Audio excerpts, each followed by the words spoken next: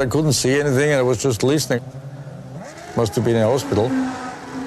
My wife came into the room where I was lying, and she started crying. So, which didn't certainly help me. I told her afterwards, I said, listen, why did you cry when you come in? Because I felt bad. She said, unfortunately, I only recognized you on your feet. Because I was burned so bad in my head and everywhere that she had a shock. And that was the real issue at the time, so I thought, shit, I must fight now to stay alive.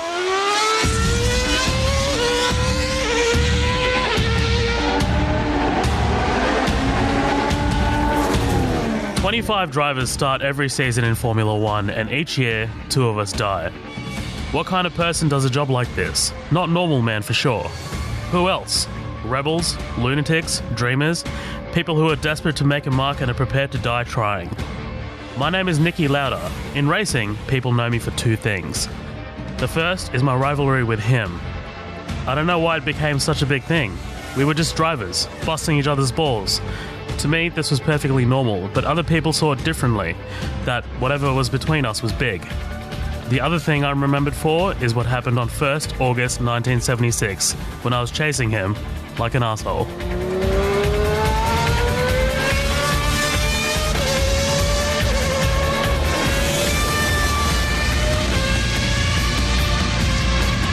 I have a theory why women like racing drivers. It's not because they respect what we do, driving round and round in circles. Mostly they think that's pathetic, and they're probably right. It's our closeness to death. You see, the closer you are to death, the more alive you feel, the more alive you are, and they can see that in you. They can feel that in you. My name is James Hunt. My father was a stockbroker, my sister is a barrister, and my brother is an accountant. I do this. It's a wonderful way to live, and it's the only way to drive, as if each day is your last.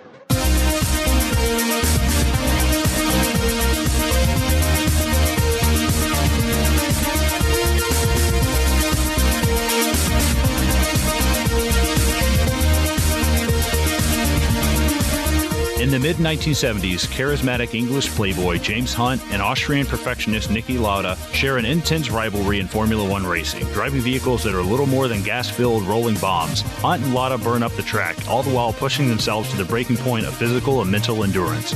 Meanwhile, the women in their lives can only watch as both drivers risk death with every lap. Welcome to another feature presentation of Midnight Double Feature, and on this episode, we'll be covering 2013's Rush, directed by Ron Howard.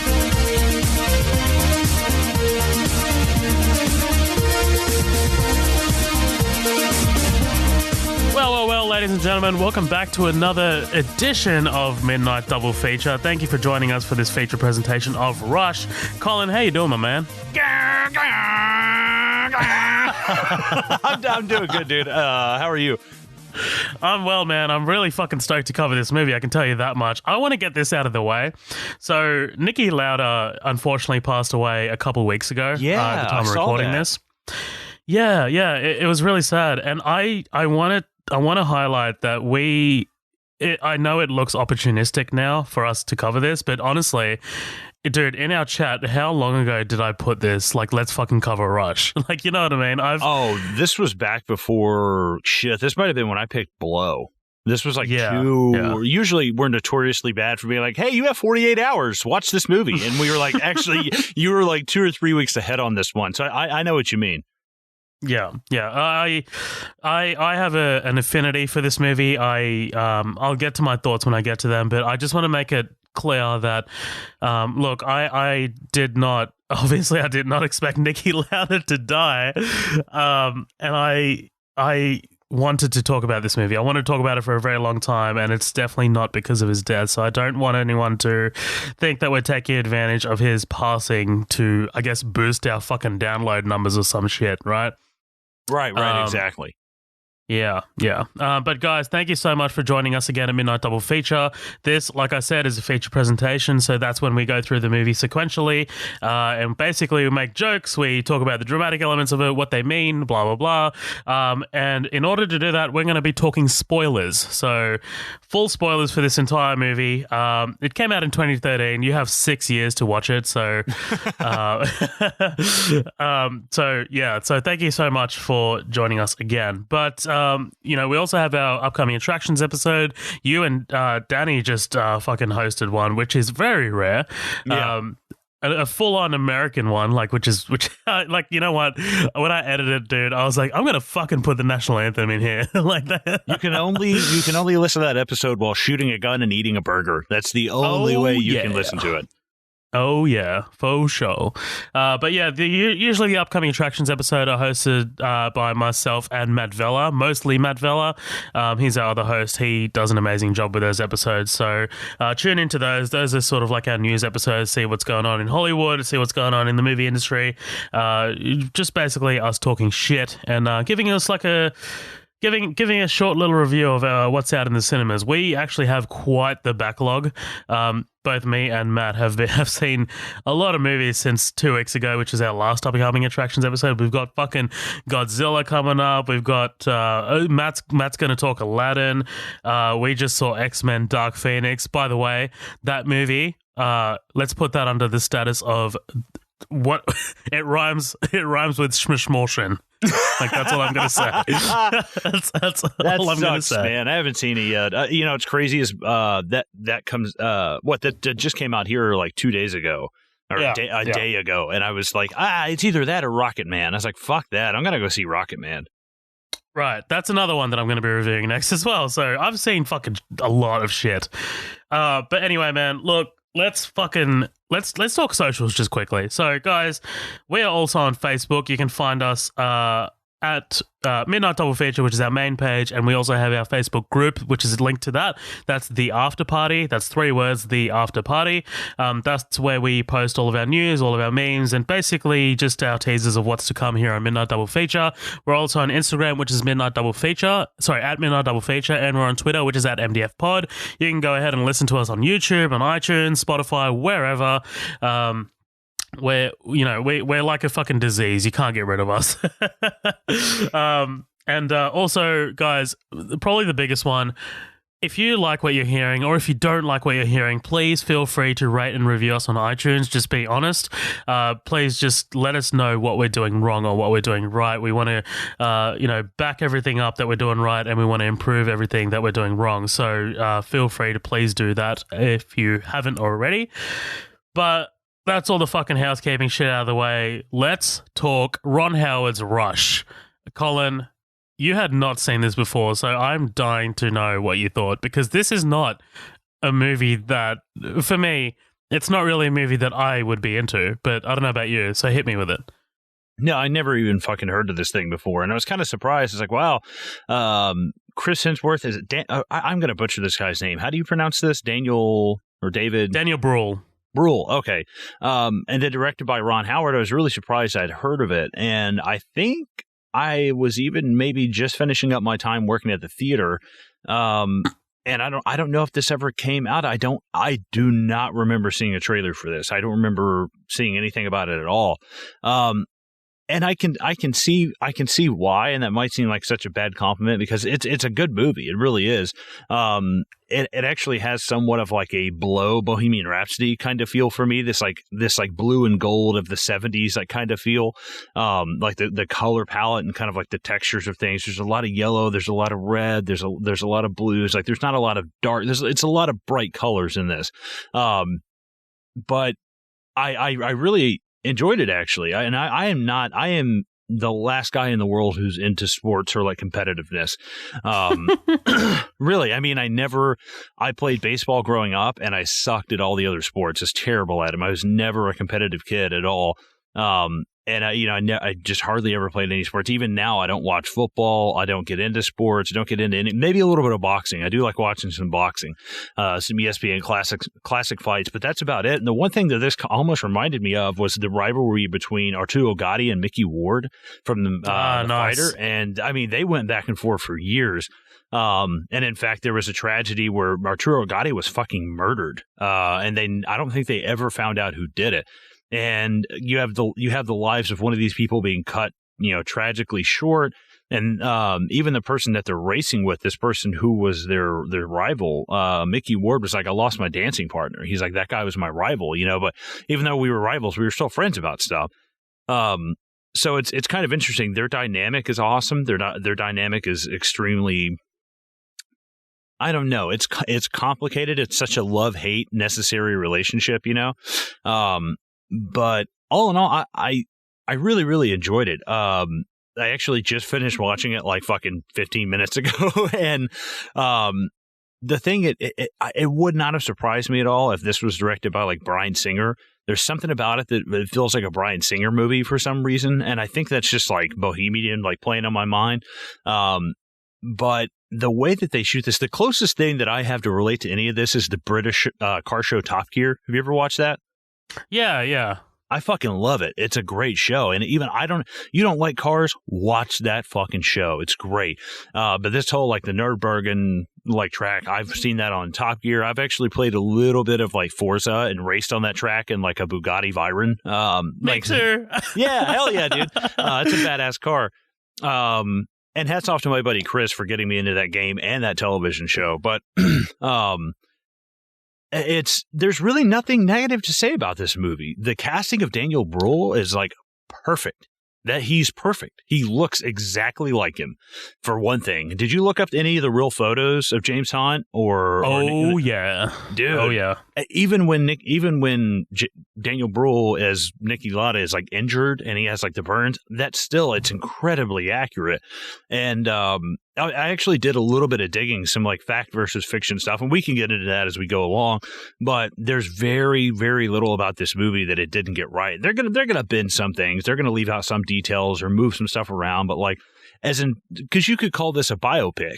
Really, it's a dual biopic, and how often does that happen? You know, which is very unique. Yeah, right. And there's very, very little that's inaccurate about this as far as biopic goes. You know, like I said, I've been stuck on like Blow and Bohemian Rhapsody, and this is more accurate than either of those. And like I said, a little bit gets changed here and there, but not enough to really complain about. But I think when I look at the real James Hunt, if I could have casted anybody, and I'm not saying Hemsworth is fantastic, he does a really great job. If I could cast anybody though, I would cast like young Jeff Bridges, like looking at pictures of the real James Hunt. But like Tron. Yeah, exactly.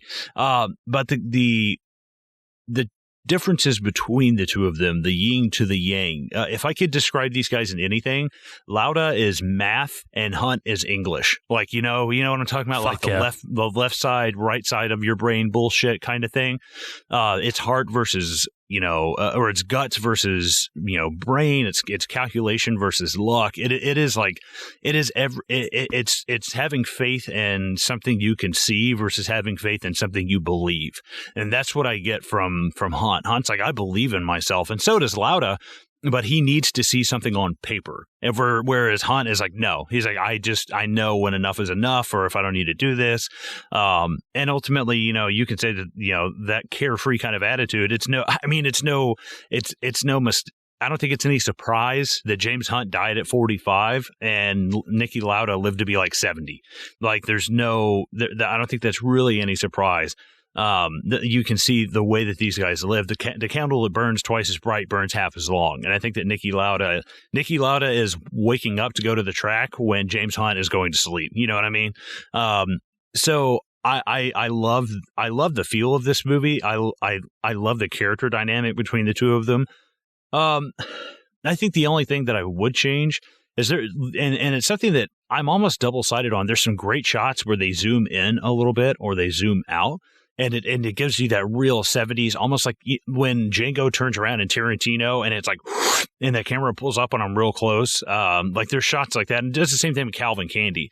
Those kind of shots, not to anything that extent in this, but they do these little things where they zoom out just a little bit or a little forward. And it feels like you're watching like a 70s, like B exploitation kind of movie in a way. And it's very, very little. It's very, very few and far between. I'm stretching here, honestly, to find anything negative about it.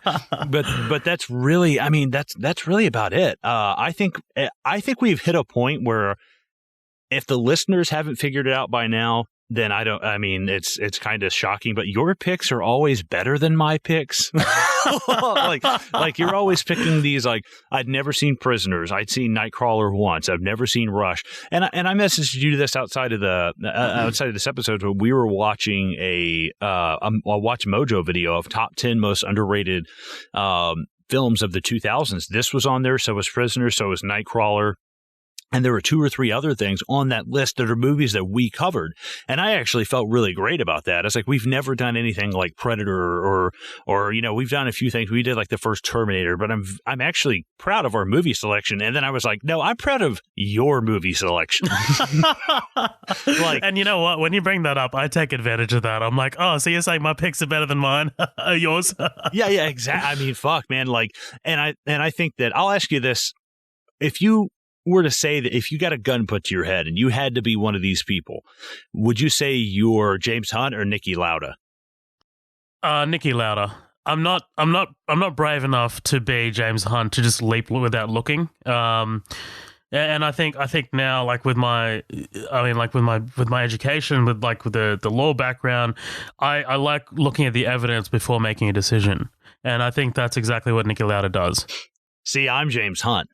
And that's where I think this is so. I was watching this and I was like, I have a feeling like one of these guys is Oheb and one of these guys is me. Like, I have a real feeling about this. Like, I'm a little bit more of like I'm not a huge risk taker, but I've definitely, I can see myself being the more of the James Hunt. Like, and as I've gotten older, I've turned more into a Niki Lauda. But when I was younger, I was definitely James Hunt.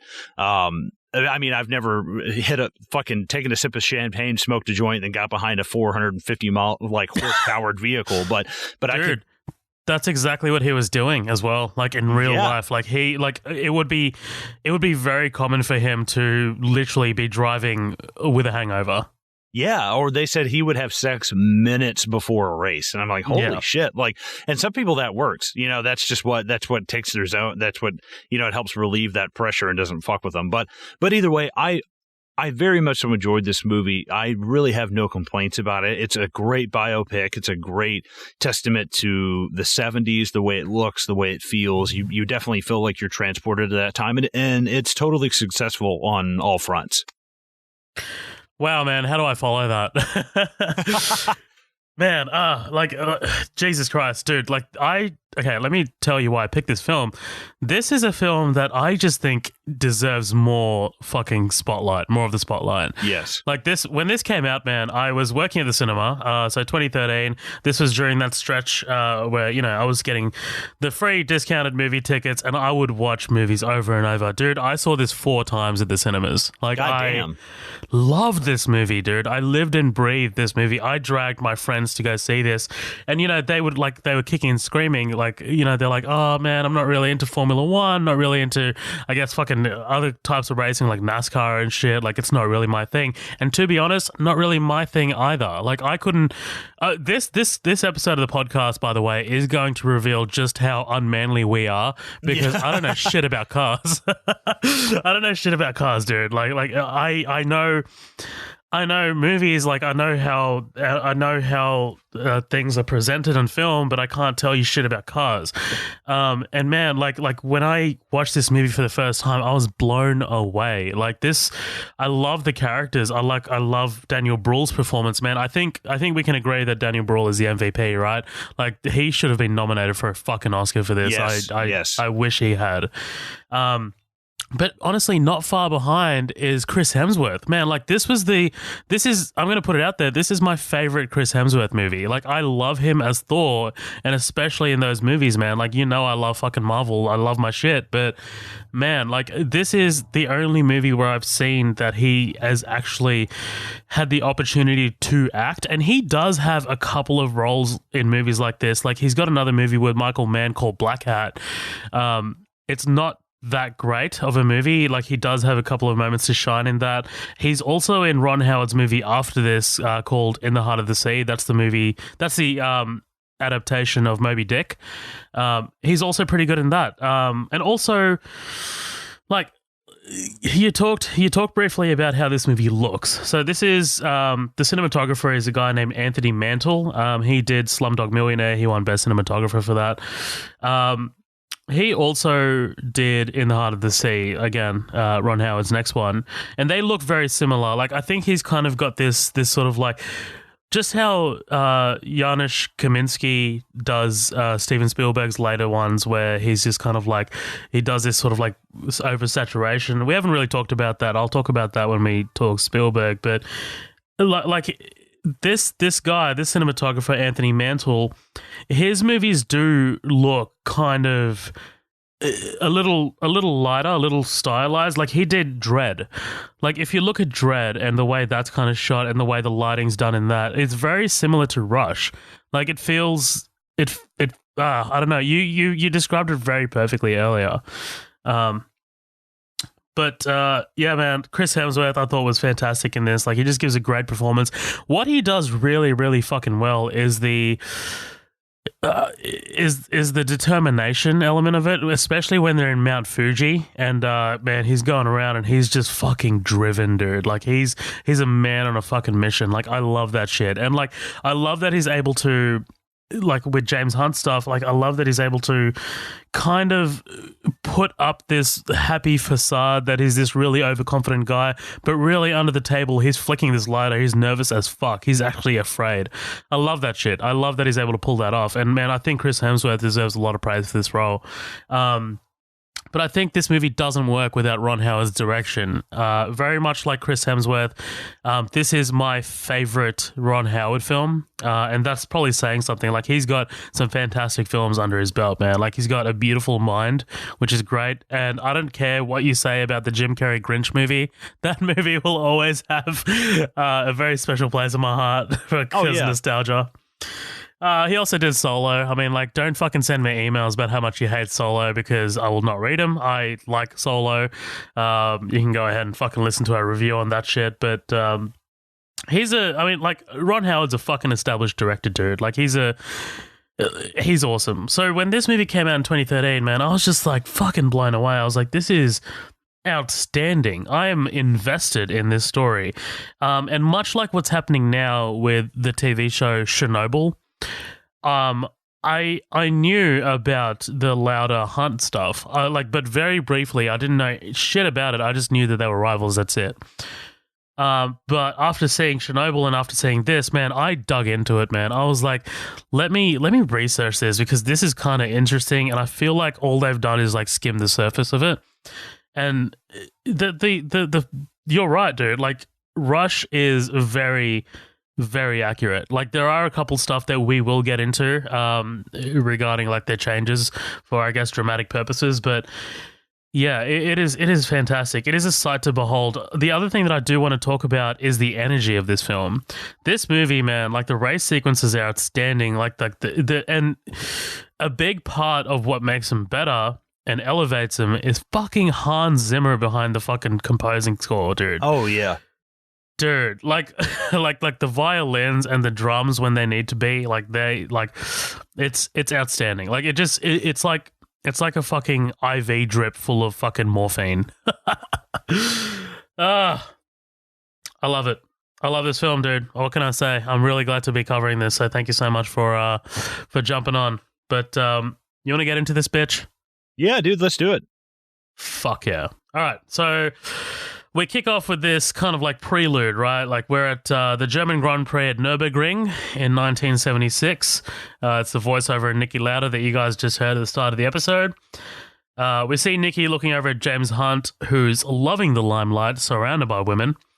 And Niki's pit manager asks if he wants to change to dry tires, and Niki asks whether Hunt is going to change too. The pit manager says no, and Niki says, then we go on wets as well. Again, love the music. Dude, the sound of the engines. Like, I watched this with a surround sound fucking home theater system, man. Turned it up. I remember in the cinema as well, it being loud as fuck. And I love it. I love the way this movie sounds too. Like the sound design is outstanding. Also, there's some really good, like, clever use of like cinematography. There's these like overhead shots of the engines.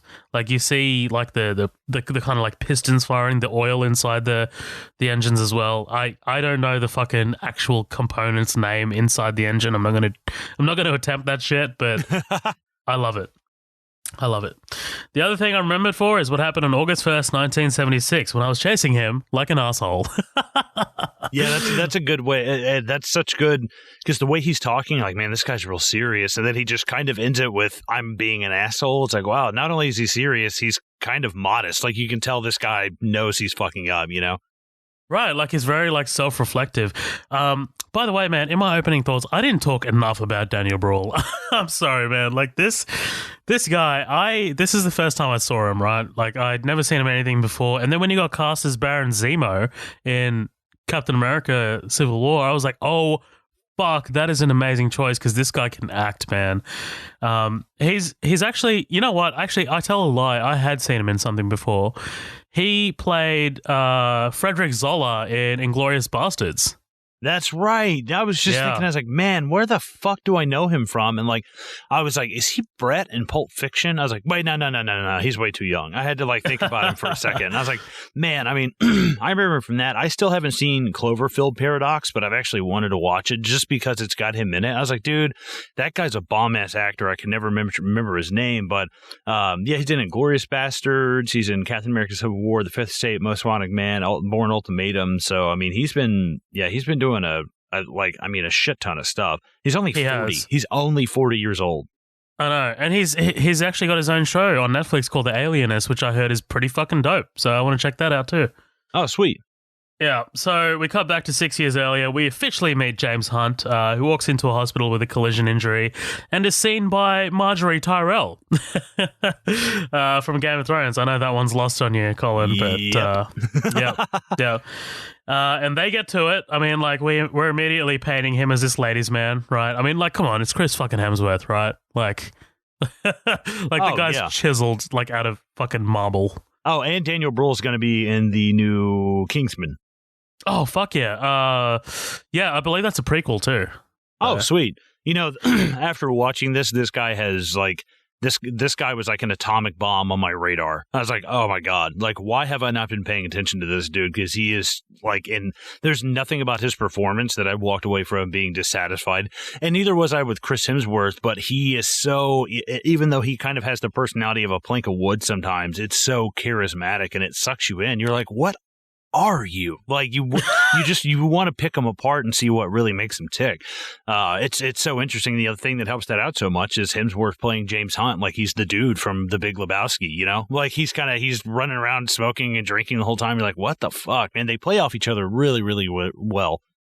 They do, man. Like, their scenes where they're interacting is fantastic. But, man, I 100% agree with you, man. Like, first time I saw Brühl in this, I was like, whoa, this guy's something else, man. This guy can act. And I remember being very disappointed by the Oscars. Like, I was just like, they're not even fucking going to nominate him.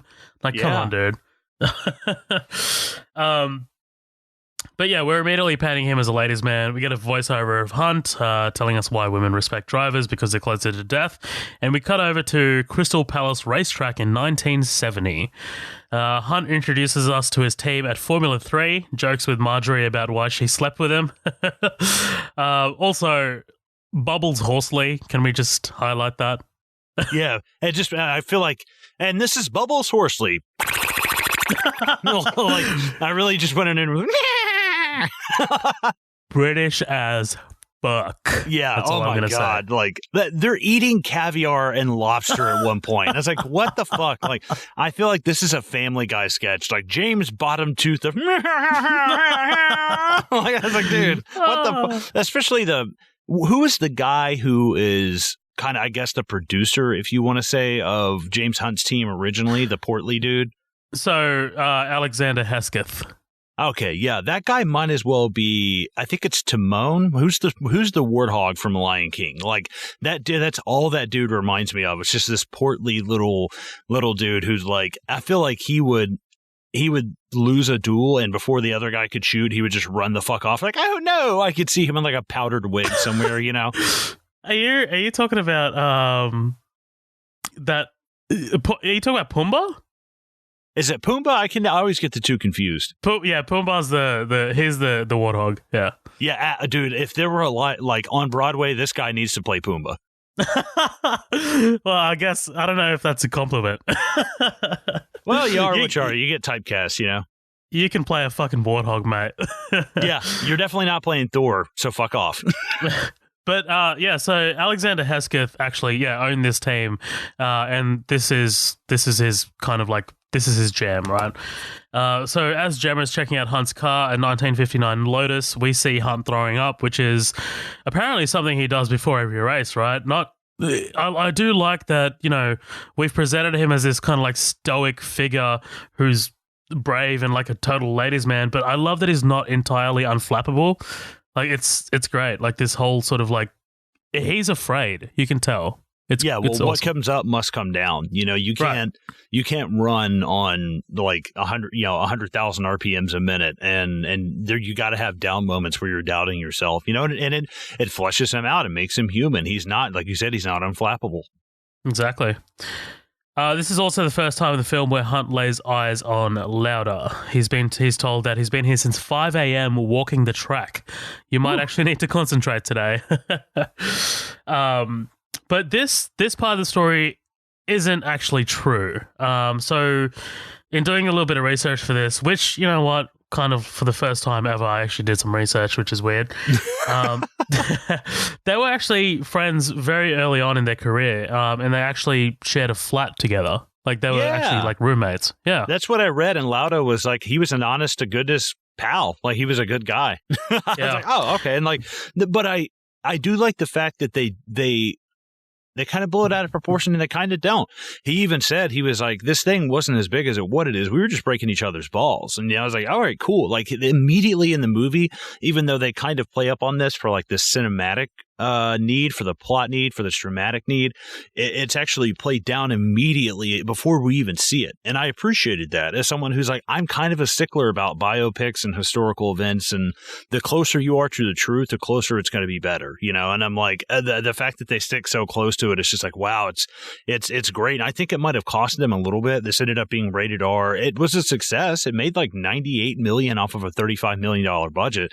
But I can see why this wasn't as popular, because there's times where it's like, dude, it's not like Wolf of Wall Street. It's not like Bohemian Rhapsody. It's not going to be this thrill ride the whole time. This has a few dull moments in a way, but they're great compared to the rest of the story. Like it satisfies me knowing how accurate this is. I'm okay with those duller moments. It can't be 450 horsepower the whole time. You know what I'm saying?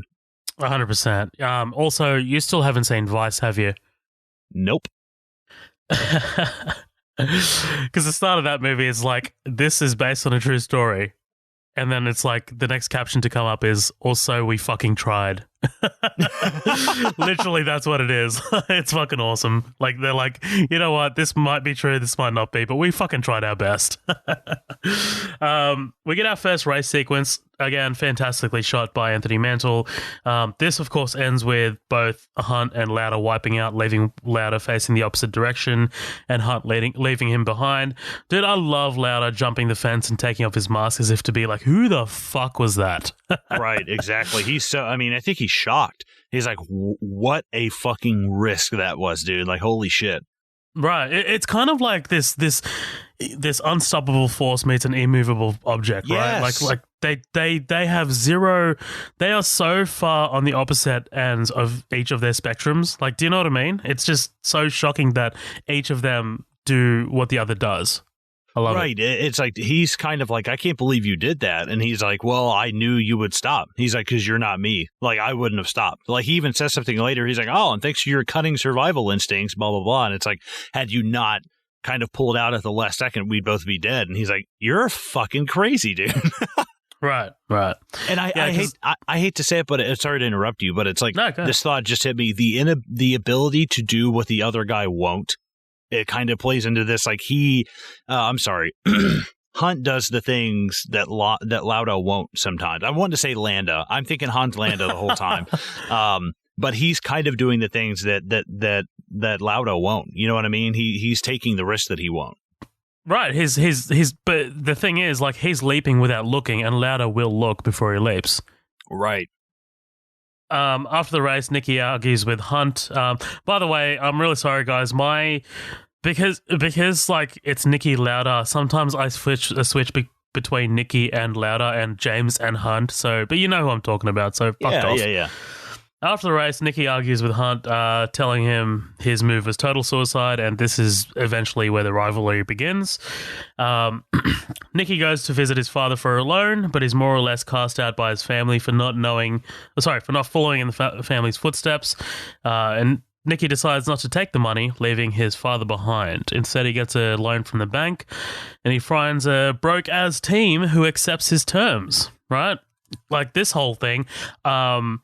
Which, by the way, seems pretty common because the same happens to Hunt, essentially. Except we don't see it happen to Hunt. Hunt talks about, I'll give this to my father. He'll put it on his mantle and, pretend it's a medical degree. So this whole kind of like separation from the families, like I think I didn't research this, but I think this is kind of a common thing, right? Right. And I think that's something that probably helped their relationship, like in life. They could relate to each other a lot. They kind of Lauda got divorced like later on and remarried, and not in the timeline of the story, but I think that it's two men's obsession up to a certain point. Lauda has the foresight to pull out at some points, and I mean I'm gonna say this now. Had Lauda not been injured, I think he wins. I totally think he wins. Me without too. a doubt. And like, well, there's a little more to that than just the things raining, and we can get to that at the end. But I just think I think also if Lauda continues to drive, he's fucking dead at the end of the movie, and I 100% believe that. So it's interesting to see the kind of the differences between them, but also the things that they relate to about each other. In a way, it reminds me of Watchmen, when comedians like, truth is, you're my best friend. You're the only friend I got. How fucked up is that? When he's talking to Moloch, and it's like, damn, that is crazy. Like, you spend so much time like obsessing over this that you kind of end up being the only person you can relate to, and it's sad and beautiful at the same time. It's such a quagmire, it's such a paradox. Right. Well, it's like such a Cloverfield paradox. Eat a dick. I really like, like that feeds into, I guess, the more sort of thematic stuff of the film. Like you have the whole movie of like a Hunt telling Niki, "Hey man, you should fucking loosen up. You should actually care about something." And the fact that it's the thing that he cares about the most that leads him to pull into the pit stop at Mount Fuji and like quit the race, like that is. Like, he listened to Hunt, whereas it's just tragic that Hunt doesn't listen to Niki. But you know what? We'll get to that at the end. It is sad, but yeah. Meanwhile, Hunt wins Driver of the Year. Did you notice that Gemma's gone? It's a fucking new chick. No. Yeah. She's just she's literally around for the first 10 minutes and she's gone. Yeah, the real life James Hunt claims to have slept with about 5,000 women, so it does not surprise me. So his dick fell off, probably. I mean, if the dude doesn't die at 45, he dies at 50 of like AIDS, gonorrhea, and syphilis. Oh yeah. Is that another reason why it reminded you of Bohemian Rhapsody? Yeah. I mean, you've got this guy in the 70s just fucking without restraint. And it's like, oh, dude, the fact that, honestly, you fuck that much in those decades and you don't catch anything. I mean, let's be honest. Dude probably caught something, but we're not talking life-threatening here. And I'm like, the fact that you didn't catch something like that is like, whew, that's a miracle. Yeah. But he was someone who kind of hyped himself up. So 5,000. I mean, yeah, I could see that. So during his speech, he says that he has a hot head and inability to maintain discipline and respects and treats people inappropriately. The only thing he's got going for him is that he's quick in a car. And again, we also get a little hint that Hunt has issues with his father's expectations too. And also Hunt hears that Lauda bought into the British Formula One racing team, or BRM as it's known. The next scene, Lauda meets with BRM, checks out the receptionist and meets his partner, Clay Regazzoni. Have you Have you seen the movie Angels and Demons? No, I haven't. Oh, okay. Yeah, it's another Ron Howard one. It's the sequel to Da Vinci Code. This guy's from that. So, these are your mechanics reporting exclusively to you as per contract. Oh, man. Niki sees the car, has an issue with how much it weighs and how low the horsepower it's putting out. He's immediately efficient as fuck, right? Like, he's just so clever just by looking at it and asking these like really important questions. He suggests using magnesium parts for the welding. They strip the engine block, looking at the front and rear wings for aerodynamics, and they're fucking working all night. And he leaves the next morning. All right, goodbye. See you tomorrow. Like, fucking hell, man. Yeah, it is tomorrow, asshole. I know. We wanted to see our fucking families, dude, but nah, that's cool. We'll work on your car, man. Later, we see Clay testing the speed of his car. He did it in 1 minute 53 seconds. Niki suggests putting him in his car, and he'll do it in 1 minute and 51, which is exactly what happens. Now, think about this, though. Like, these times may sound negligible, but, like, when you're talking about cars that travel at 250 kilometers an hour, like, 2 seconds matters, man. And oh, yeah. Like, sit there. It's the difference between holding a hot coal in your hand for 5 seconds or 8.5. Or 7.5. That's the difference between the two of them. Like, and I was trying to relate to this. And the only thing I can is like the seconds, like working in a restaurant beforehand. Like your whole thing is time management, and you are the best way I can describe working in a restaurant is spinning plates. You are constantly spinning plates, like going to the next thing and spinning this and spinning that. So like a few seconds is like everything. And I can tell you from fucking going 80 miles an hour on the interstate trying to get to work at 3 o'clock in the morning that seconds means everything. Like I get to work the other day. I have to be there at 1:30 in the morning, mind you. I wake up a little late because fuck me. And I get to work. It's 1:30 on the dot. I clock in. There's a little screen that says Colin Duncan punched in 1:30 a.m. The screen goes away. It is 1:31. I was like, oh, fuck, dude. I was so close. Jeez. Yeah, I don't think I've ever really had that kind of situation. I'm just late to everything, so... Yeah. By the way, what kind of car do you drive? I'm curious. Oh, I drive a Honda Accord Euro, 2008. Ooh. Yeah. What about you? I drive a two-door 2012 Toyota Yaris. Hatchback. I look like Mr. Incredible. No, I actually love it. It's actually got plenty of room because it's got the seats in the back, but they can slide all the way back, and we drop them back, and we bring our dog on drives and stuff. And I love it. Like Lindsay drives a Sentra, like a Nissan Sentra, and I was like, I can't drive this. This is too big. Like I cannot. I've never been a truck guy. I've never been a big car guy. I like small things that go fast. And even though it's a 4-cylinder engine, it goes 160 miles an hour, and it's like the acceleration on it is like, dude, you're gone. Like, but it's also terrifying when you're driving in the rain and you get on the interstate. Like, dude, one move and you will look like you're getting shot out of a cannon. Like you're just gonna go flying.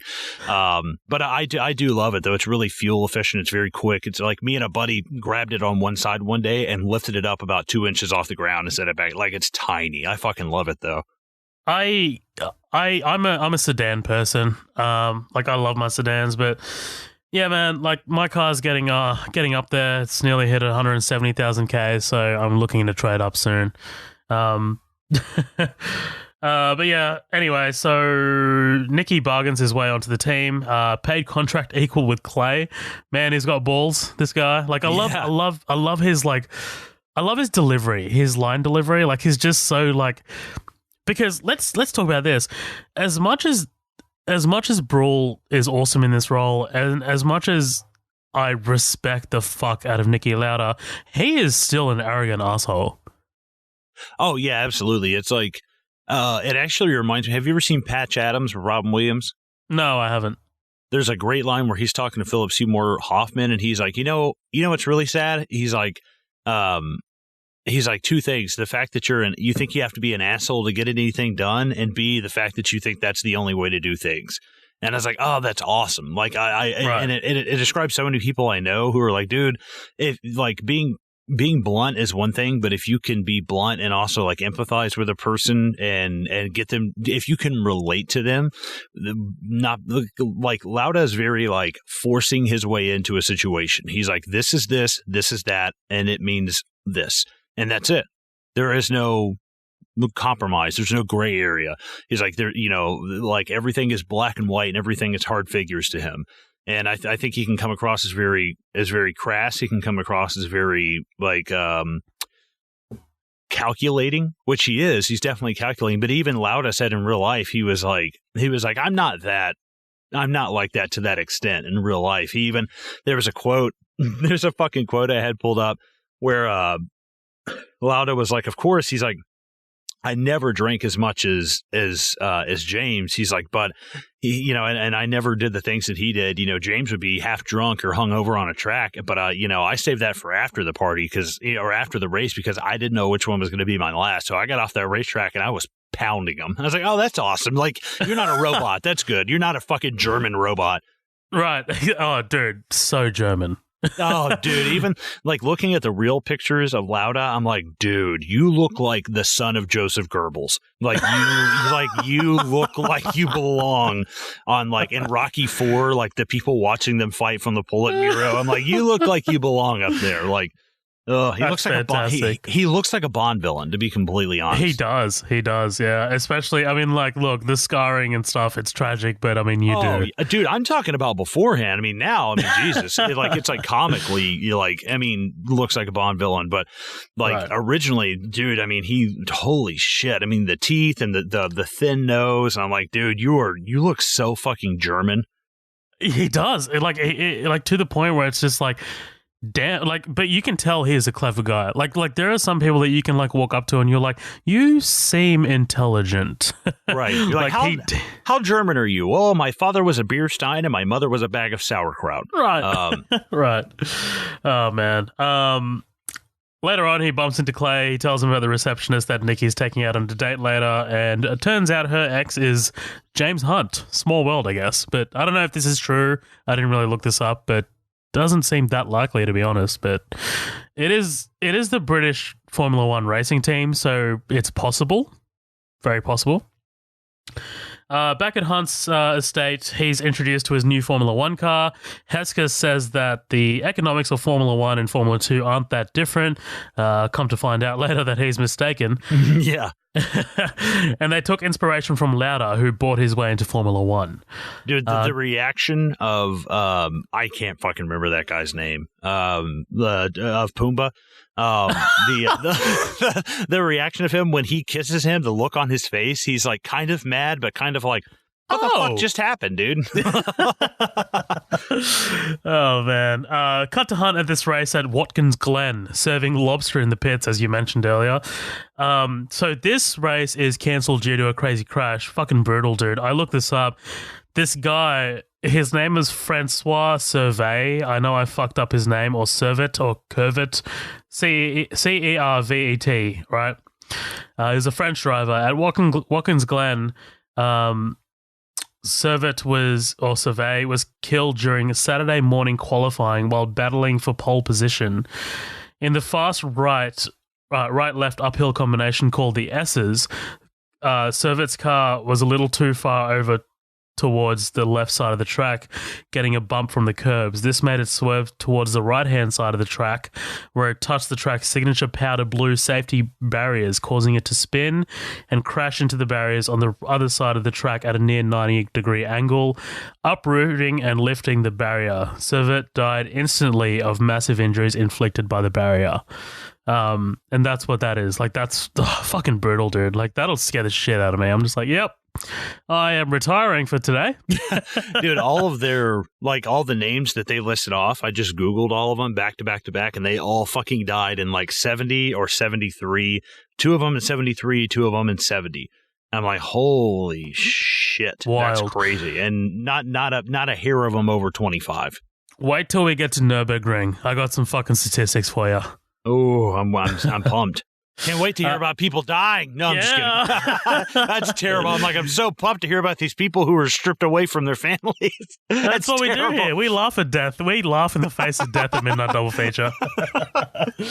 I love this visualization as Hunt practices the mental elements of a race. It's fucking awesome, dude. Like, he's figuring out the pedal, he's figuring out the gear, like when to turn and shit. It's awesome. But, man, I'll tell you something that would break your fucking concentration, and that's fucking Olivia Wilde. God damn. God damn. How is Jason Sudeikis married to fucking Olivia Wilde? Fuck you, Colin. Don't make me. Let me tell you something funny. Being kind of chubby and funny will get you laid. Trust me, I know. Out of the 4 women I slept with, 3 of them. No, I'm just kidding. No, being funny. I mean, fuck it, it'll really do it for you. But I like her in this movie, and of course, yeah, she's a smoke show. Yeah, she's hot, whatever. But like, she's in this movie for like 7 minutes. Yeah, very short. Like, I could have done a little bit more with that, considering the fact that they bring her in at like the 20-minute mark. I was like, damn. Like, I mean, like she starts popping up at like the 25-minute mark, and she's barely in the fucking movie. And I'm like, I could have used a little bit more of that, because they get married. We see her meet him, and then hard cut to them getting married, which is funny. It is funny. It's a great cut. But then, like, I could have used a little bit more of her later on. I know their relationship kind of starts affecting Hunt more, but I couldn't. That part of it it didn't take me out. But I kind of had to shoulder shrug that off, because I was like, well, at least it's there, but I could have used a little bit more time. What is 5 to 10 more minutes in a 2 hour or 2 minute movie? It would have been okay. That's not going to kill it. Right. Also, it's weird because like it's 2013. She hasn't been in that much these days, but she was in a lot of shit back in the day, like around 2013. So she is actually pretty well established. Like I'm sure you could have like achieved the same with like a lesser known actress, but. Right, yeah, that's what I'm saying. I'm like, wow, this seems like a role catered to someone like like Bohemian Lucy Boynton. This caters to somebody who is like, you're not a huge actor yet. This is two established actors and a very established director, and this will fucking blow your goddamn career open. But for her to be in it, I was like, like maybe she's just friends with somebody. I don't know, but she's actually started directing now. I'm pretty sure was just about to bring that up. Yeah, she's got a movie out right now called Booksmart. I don't know what the fuck it's about. I haven't seen it, but yeah. We've talked about it in the after party. It's actually getting really good reviews, like really solid. So, okay. Yeah, I might check it out when it comes out here. It's not really out here yet, but because we live on the fucking other side of the planet. But yeah, yeah, like you said, dude, he works his magic, and they fucking get married in a pretty hilarious scene, man. I really like that. Like, there's no bullshitting. Yeah. At the wedding, Hunt finds out that Lauda's signed with Ferrari. Imagine the ball-dropping moment, dude. Your rival, he's just signed with Ferrari. What? Right. That's like being in an amateur band and getting picked up by like fucking Epitaph Records. You're like, oh fuck. Well, actually, no, that'd be more like signing with like Capitol or some huge like record label. Like, whoa. I don't know what language you're talking.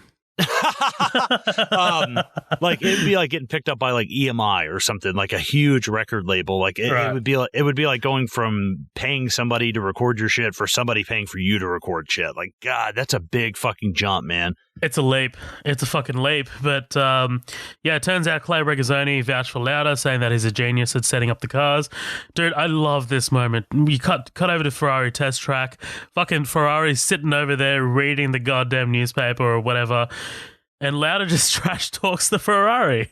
Oh, dude, the fucking like, this is the assholishness I don't mind.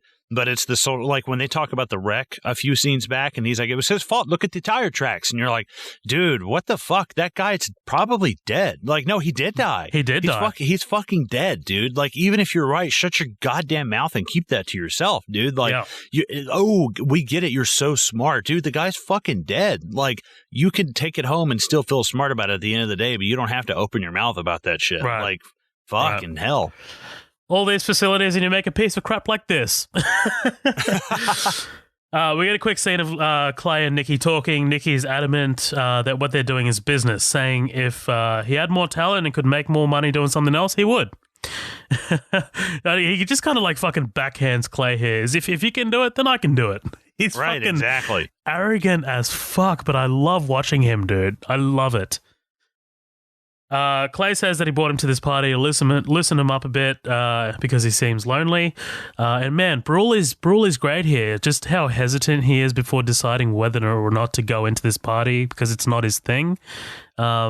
It's fantastic. And then he spots Marlene on her way out and he asks her for a lift. Now, this chick.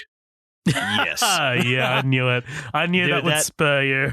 That older lady, British, like, and where's this woman for a Princess Diana biopic, dude, by the way? Like, holy fuck.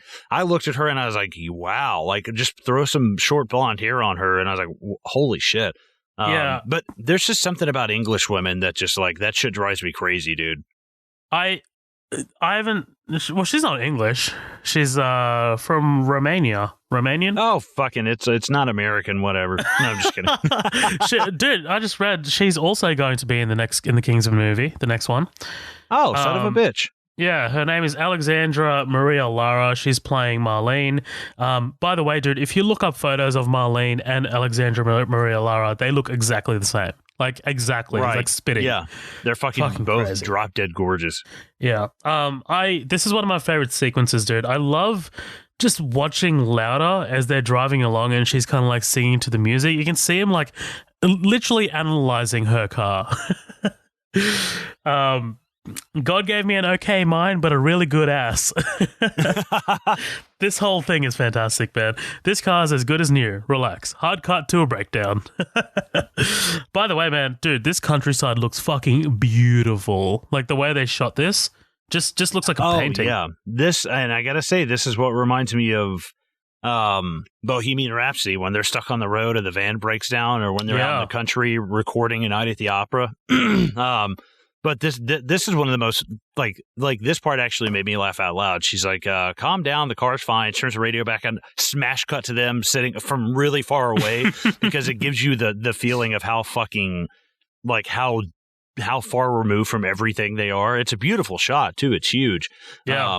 But that was the comedic timing of this, when they do have the comedy elements, is great. It's the way that I feel like comedies are done in these kind of things. There's a lot of, like, it's not dry humor. It's not like awkward or improv. It's very tight and it's very cohesive kind of humor. And I love that. I really, really, really do. Well, that plays into Ron Howard, right? I mean, like, fucking Arrested Development, dude. Like, that's his jam. Oh, yeah, that's fucking true. Yeah. Like, he knows his shit, but where are we? Okay, here we go. So this whole sequence, dude, she tries to use her femininity to get them a ride, but it turns out that the guys that stop recognize Lauda and are massive fans. Again, fucking great comedic timing. I love it. Just like walk right past her. They fucking blow her off. I was like, dude, this is great. Dude, these two are fucking Italian as shit. My car is your car on one condition. It's a piece of dog shit. It's if you make it, it'll drive. If you drive it, it'll make my life. She's surprised, saying that he doesn't look like a stereotypical Formula One driver. Dares him to show what he's made of. He refuses, saying that he's not being paid and that driving increases the percentage of risk. I love the way she convinces him, though, because I'm asking you to. Oh, she is, like, when he hits that pedal, her panties are soaked, dude. They are fucking wet. Yeah, I wish she just got out of the car, and when she got out, it was just like when you see cars that are flooded, open up, water just pours out of the bottom. Oh man, lady, that is so much cum. She takes the car into the fucking mechanic. Oh yeah, there's flood damage. Yeah, there's fucking. Oh god. Did you just do a short round? She's smoking a cigarette when she gets out of the car. Oh, you talking about from? Wait, what? Short round? Oh, wait a minute. I had to think about it. Indiana Jones? Yeah. Not intentionally. Okay, all right. I thought that was short round over there for a sec. Oh, Dr. Jones! Oh, Dr. Jones! Ah! That was short round as he grew up. Yeah, I guess so. Fucking Bruce Lee sounding over here. Oh, we are racist as fuck. You are my brown shield that I hold up to anybody that calls me racist. I'm like, black friend. I can say whatever I want. Then we get this joyride sequence. Again, awesomely shot, really well done. Transition to Lauda and Hunt racing each other fucking neck and neck as their respective girls look on. Again, man, this movie doesn't really waste a lot of time. Like, did you feel this movie dragging at any point? Like, I thought this was tight as shit. Well, and I know I said dragging earlier, and I think that was just a lazy word of me to say. Like, there's lulls in it because we're so used to the racing, we're used to seeing these wrecks, and I mean the amount of races that they actually have in this is insane. But there's more like lulls of it, and instead of like dragging is like, this needs to pick up, and I didn't feel like this needs to pick up, but I felt like there were moments where kind of where it goes down, and I was expecting it to come back up faster, but they spend a little bit more time on some stuff like when Lauda has his wreck, like I think. And I don't want to take too much time away from that because that's such an important thing. But even at the end, when they're like getting on the plane and they're talking for like 5 minutes, I'm like, dude, you can cut a little bit of this out and give me a little bit more of this relationship with Olivia Wilde, because that I think once they flesh that out more, like her not being around is kind of a little bit of a bigger deal. And I wish it were, because you see the price that Hunt pays for all these things that he's doing, like he's constantly going out there and taking these risks. And it's almost like, it's like Batman. It's like, I can't have a relationship and do this, there's no way. I agree with you to some extent. Only because I will not change anything about that final scene where they're around the plane like that. That might be my favorite scene in the entire movie.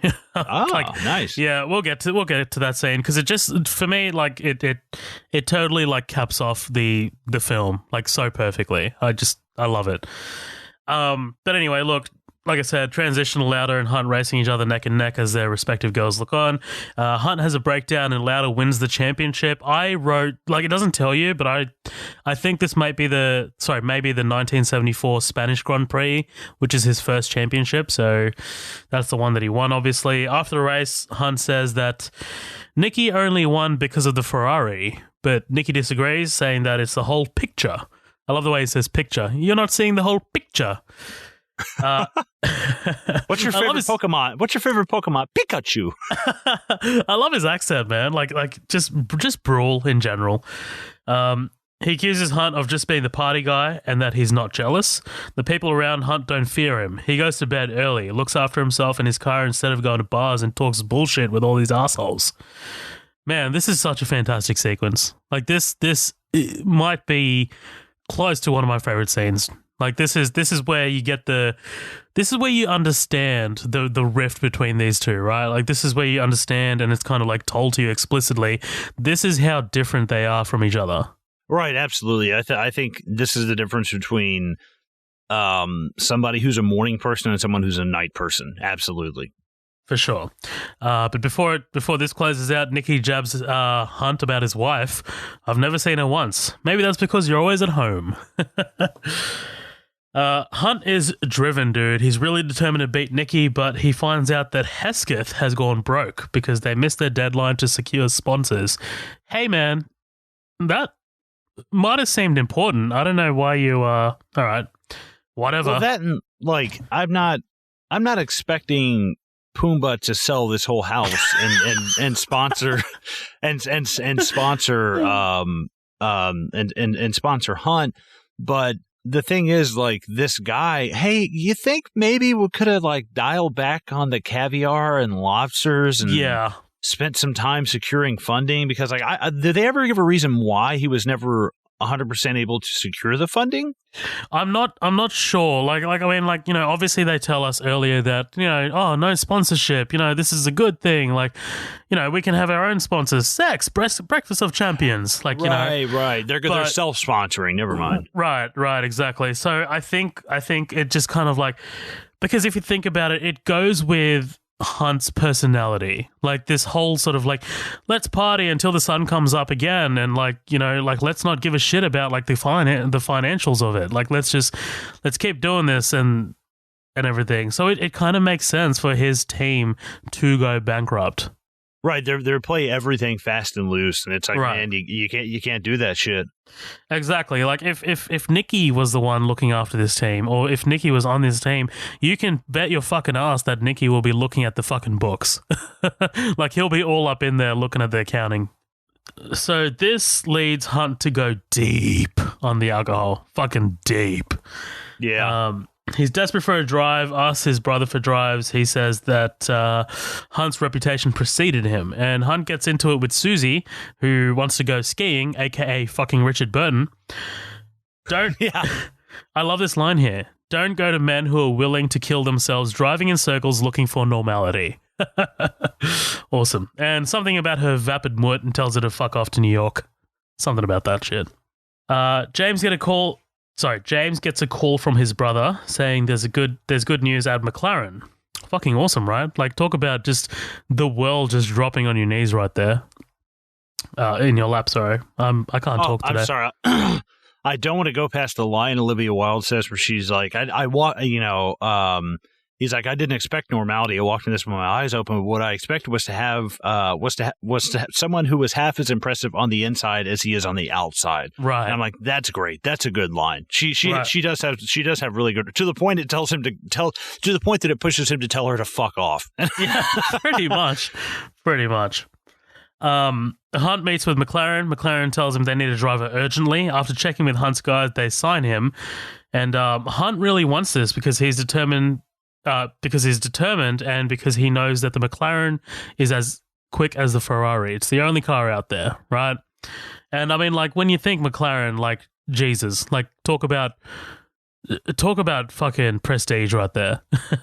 Dude, I can remember being a kid on Kazaa back in the day and finding a car that would break the land speed record. And at the time, it was the McLaren F1 going like 900 miles an hour or something insane. I was like, what the fuck? I remember that shit. Nuts. Yeah, for sure. Yeah. It's like late 90s, early 2000s? Yeah. I think I found out about it after that because I was like 6. Yeah. But yeah, I definitely remember, because I remember looking up like the fastest production cars on the planet and shit. Like, I was really into that stuff. Like, there was the Porsche 911, and then I think after that it was the McLaren F1. I think now it's the Bugatti Veyron. Like, that fucking cost $3 million a piece, but fuck yeah. Cut over to the 1976 Brazil Grand Prix. Lots of ass shaking because Brazil. One of my favorite shots in the entire movie, just the ice being poured on the tires, dude. Like, it's just very quick, but I love it. Hunt brags, level playing now, my ratty little friend. Yeah, what do you think of the prosthetic that they have him wearing?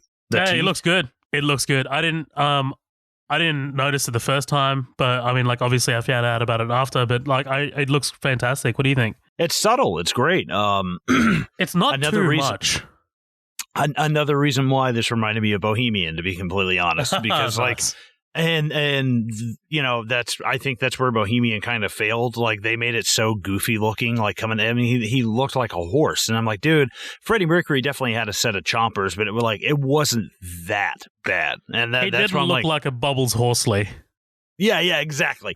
I looked up pictures of Niki Lauda, and I was like, yeah, that's pretty accurate. Like, he had like just some prominent 2 front teeth, and that was really about it. And like, they draw just enough attention to it for you to notice it, and then that's it. We don't really need it being drilled home. And I was like, cool, I love that. It's so easy to go over the top with something like that, I think. And the fact that they were modest with it really shows kind of like the control that they have over something like that.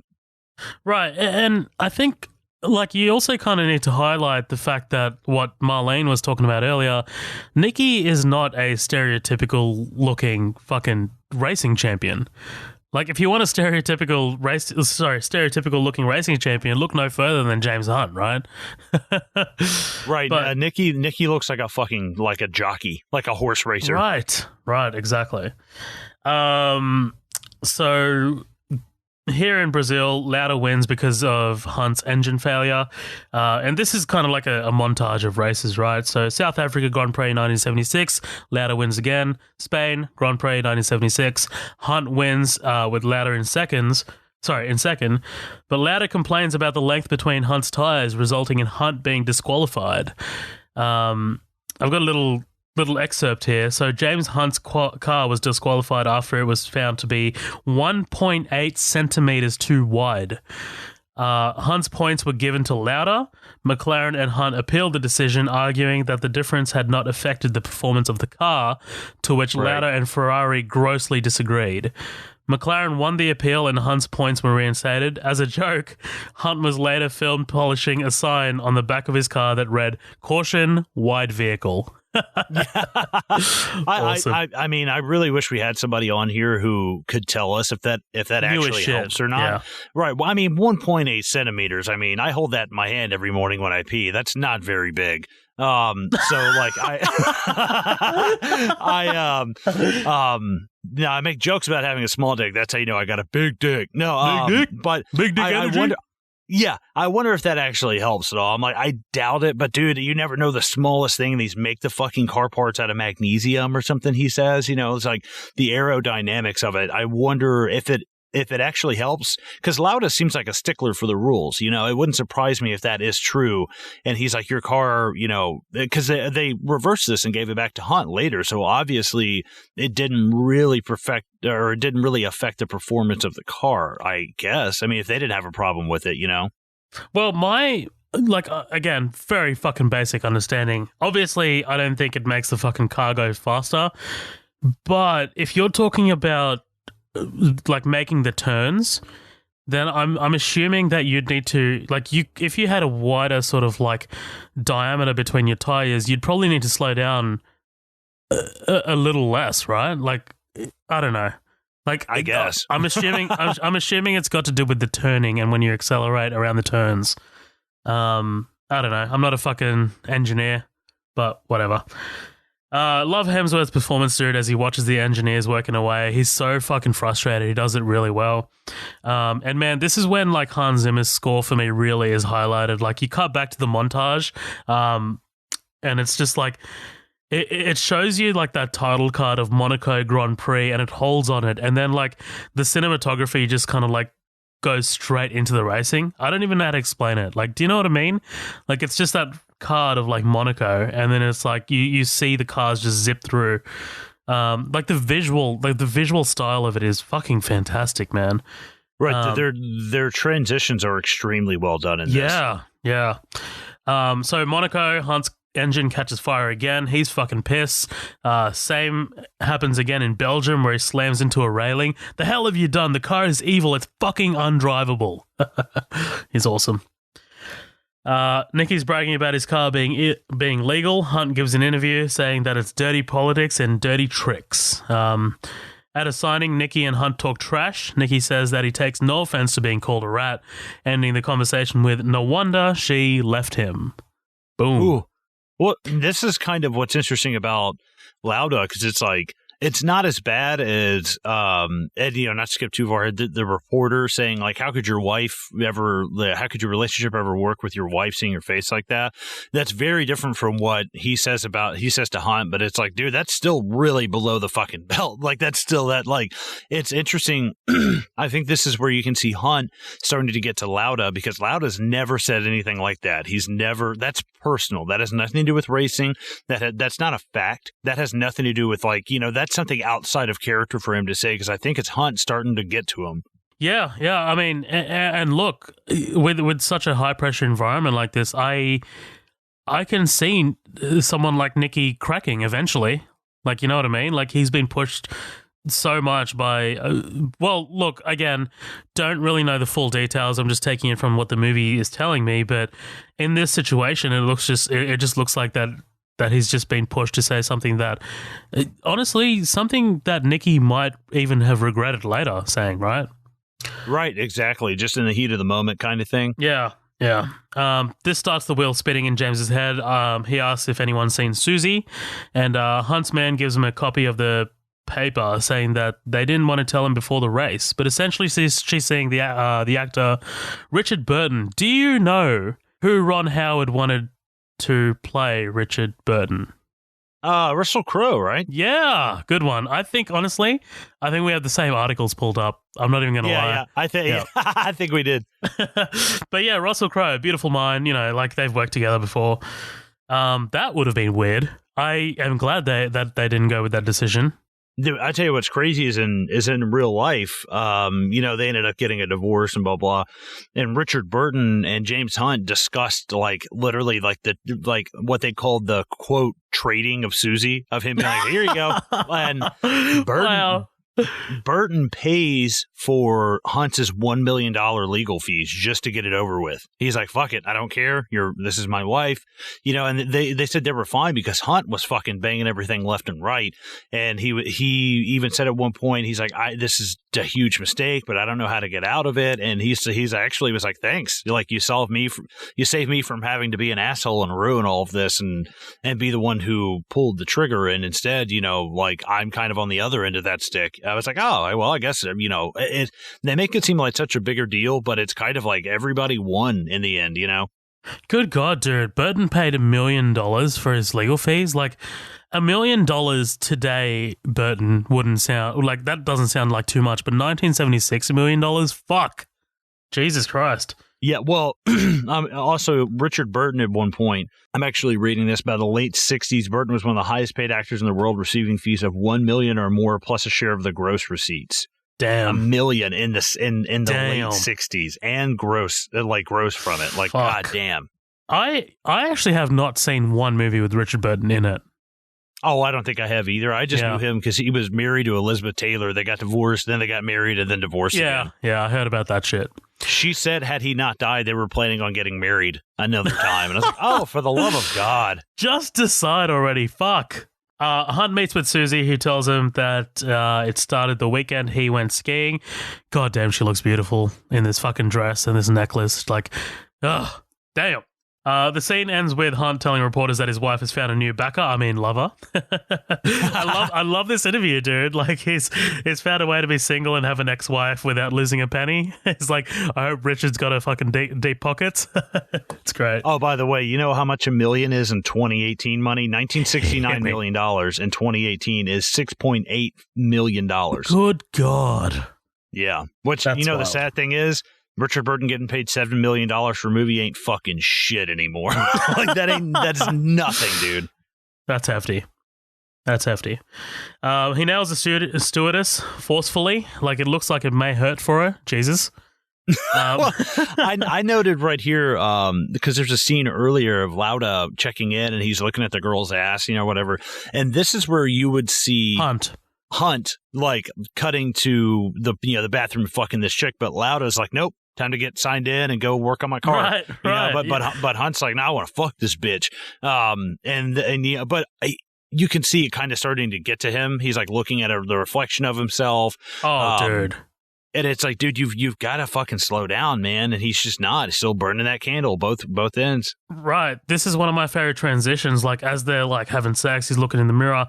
I love the cut over to the car. The fucking pistons are firing. The look in his eyes. The music's also great with the drums. Like, this is a new intensity for Hunt, right? His car is now legal and faster than ever, and Hunt wins in France. Hunt beats Lauda in Britain. There's a cool way. They show a pass here, like, where it's obscured by the tree and, like, you find... Yeah. Like, that's awesome. Love that shit. It tells a reporter that he has big balls, which actually happened. Yeah. He was like, you can't print that, can you? Right, exactly. Hunt's disqualification has been overturned and his points reinstated. Lauda's confident that Hunt won't reach him on points, and he marries Marlene. If I have to do this, it might as well be with you. My God. A poet. Dude, that's the only thing that was a little bit tropey to me. Like, when they were having this conversation, it's like, if he says, he was like, if I'm going to do this, I'm like, don't say it might as well be you. Don't say it might as well be you. It might as well be you. I'm like, fucking goddamn it. And I was like I would have liked at least once seen Lauda be like, if I have to do this with anyone, I only want it to be you. Like, dude, that's awesome, because guess what? That reinforces their relationship at the end of the movie so much.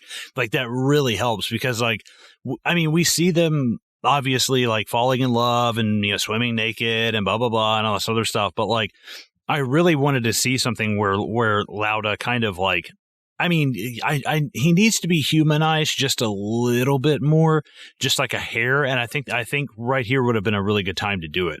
Right. And I think, honestly, I think this movie might have benefited from another 15 minutes or so. Yeah, I've got no problem with that. Yeah. We get a bit of a montage of them on their honeymoon, like you said. She wakes up with Niki not in bed, and they get onto this conversation. Another great fucking conversation moment, dude. I love this. He says, by the way, very German-like, happiness is the enemy. It puts doubt in your mind. Suddenly you have something to lose. She says, when you call happiness your enemy, you've already lost. It's awesome. You know what this reminded me of? Peace has cost you your strength. Victory has defeated you. Like, that's all it reminded me of with Dark Knight Rises. But I'm saying, like, you being content is the, like, dude, this is so especially true for comedians. When a comedian is like getting laid and married and they're successful, their comedy sucks.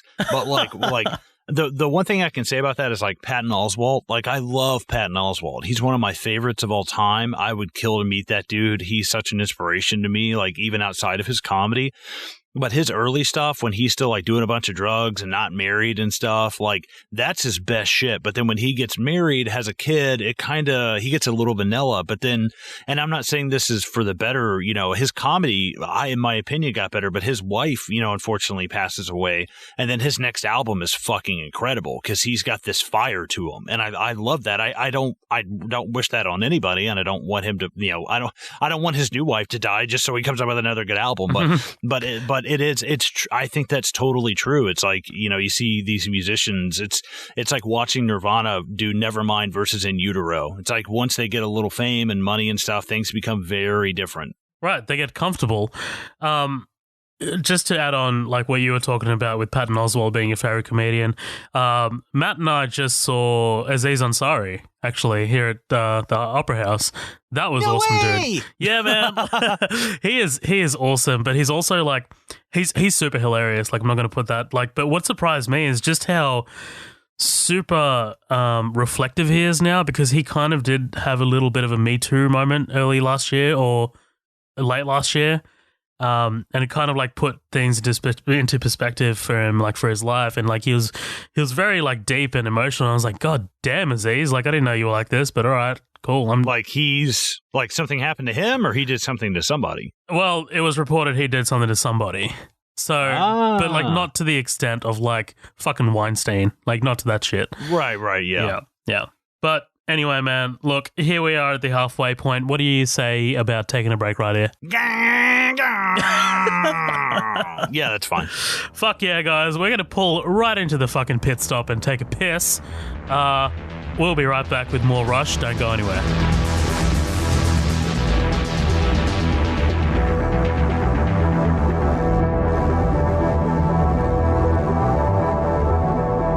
Well, look who made it this far into the episode. Just while we're taking a quick break here, we've got a few things that we just wanted to put out there for any newcomers, or if you're not part of our growing community, maybe this could benefit you too. Firstly, we just want to let the newbies know about our episodes and the way Midnight Double Feature currently is structured. As you know, right now you're listening to one of our feature presentations. When we started the podcast, we basically built the show around our feature presentations. These are movies that we choose to cover and basically go through everything in the movie that's worth talking about sequentially. These episodes are generally longer, and we're definitely looking at ways to spice up our feature presentations by hopefully getting guests on. We also have our upcoming attractions episode. Typically, these come out during the week and are much more shorter than our feature presentations. These are hosted by Matt Vella and basically consist of a conversation between Matt and I about any movie news that's worth talking about, quick reviews of movies that are out of the cinema, and other hijinks. Finally, we have our special features. These are usually one-off special episodes that are mostly experimental and don't really have any specific definition. They could be a sit-down with a cast or crew member, a conversation between the hosts, or just a straight-up different thing that might not even relate to film. Before I let you get back to the episode, I just wanted to thank our listeners and supporters. We definitely couldn't have done any of this without your guys' constant support. If, for some reason, you're not a part of our growing community, head to our socials. We've got 2 pages on Facebook, Midnight Double Feature, which is our main page and has our formal announcements, and we also have the After Party, which is where we post memes, news, and teasers of what's to come on Midnight Double Feature. We're also on Instagram, which is at Midnight Double Feature, and Twitter, which is at MDF Pod. You can also send us an email if you have any grievances or would like to let us know what we're doing wrong. That's midnightdoublefeature@gmail.com. Thanks again for listening, guys. Back to the show.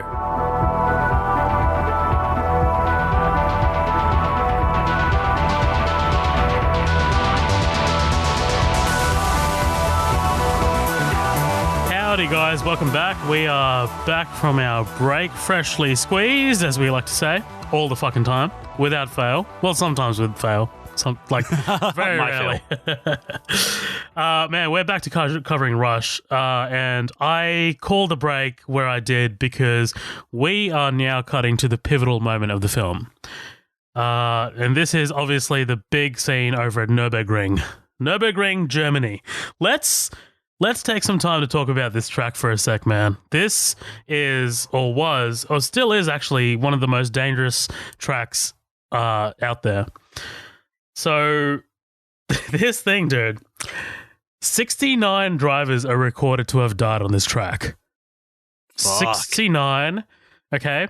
78 people altogether, including officials, spectators, and people during unofficial testing. 78 people. Like, think about that. God damn. It also wasn't actually called the Graveyard, as the reporter says, but it was actually named the Green Hell by Scottish driver Jackie Stewart.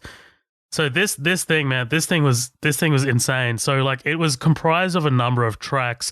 The one that Niki Lauda and James Hunt raced on for this particular one was called in German it's called Nordschleife, but that translates to the North Loop. And this was essentially the final race that was that took place on the Nordschleife on this particular track.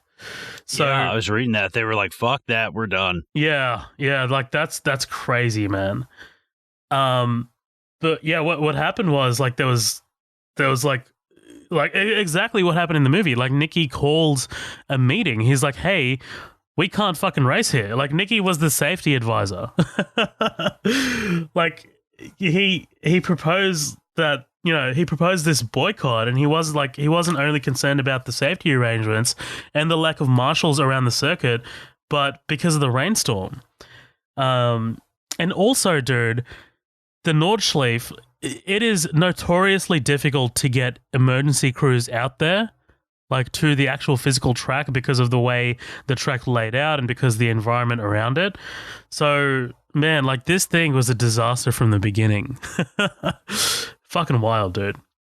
But I definitely remember playing Need for Speed Shift, I believe it was, and racing on this track. Like, I was like, man, fucking Nürburgring, like this thing's got so many fucking twists and turns to it.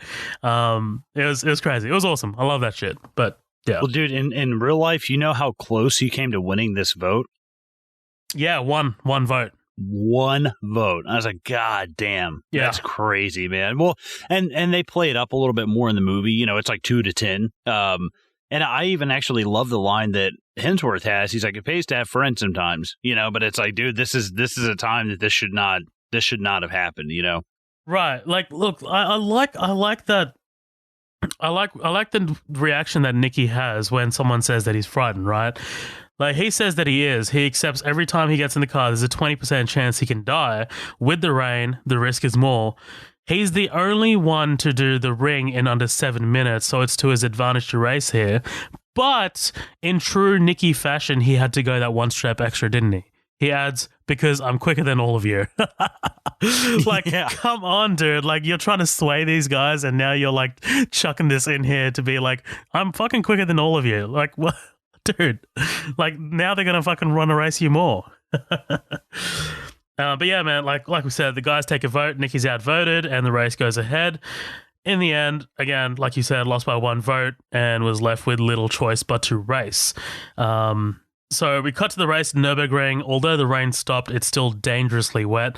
I do like the mirror flip of Hunt being asked whether he wants to change to dry tires, and his answer is dependent on whether Niki did it, because, I mean, it's the flip on, like, the opening scene. It's awesome because like it just kind of sets up that like these two were very, very much thinking, although very differently, exactly the same. Right, exactly. They both have the same, different kind of pursuits, but in the end, the same kind of result. Yeah, exactly. Niki, okay, so this is kind of interesting. So Niki didn't have any memory of the crash and the moments directly before it. So there is kind of like speculation as to what exactly caused the crash. It had been raining, like we said, but after the first lap, most of the drivers, including Niki, pitted into like the pit stop and changed back to slicks or dry tires, which caused them to go faster. Fuck, man, I do have notes here. So the footage of the crash shows Lauda's car fishtailing as he loses control and veers into a wall, which could have been also the result of a damp spot on the track where he entered the bend. Yeah, so this was me kind of like looking up how it occurred, right? Like some people thought that there might have been a rear suspension failure, which is shown in the movie. You see that suspension come loose. But like no one still, it's kind of baffling to me that no one still knows exactly how it happened, which is crazy. Like if that happened today, you get fucking crash forensics on that shit. So, yeah. His helmet flew off during the crash, and Lauda was trapped for nearly a minute in the 800+ degree Fahrenheit inferno before several of his fellow racers were able to pull him out. Another 10 seconds and I would have died, he says. His hands and eyelids and forehead were severely burnt, and his scalp and right ear had been charred by the flames. The searing toxic fumes from the burning car had also damaged his lungs and blood, which we'll see later. Though he was alert for the following the crash, he eventually slipped into a coma and was left fighting for his life. I think it's also worth noting that the actual crash in the movie was filmed on site, like the exact same corner. Yeah, exactly. Yeah. I was reading that same stretch of road that he was on. I was like, God damn. Yeah, imagine like standing there as like you're Daniel Brühl and you're standing there right where you're fucking playing the character, like almost died. Ooh, that's... dude, I'd be like, and I don't have to be in the car for real, right? Like, we have stuntmen, right? Niki's airlifted to a hospital, and we get these quick cuts of him thinking about the race. The doctors talk about the damage to his lungs.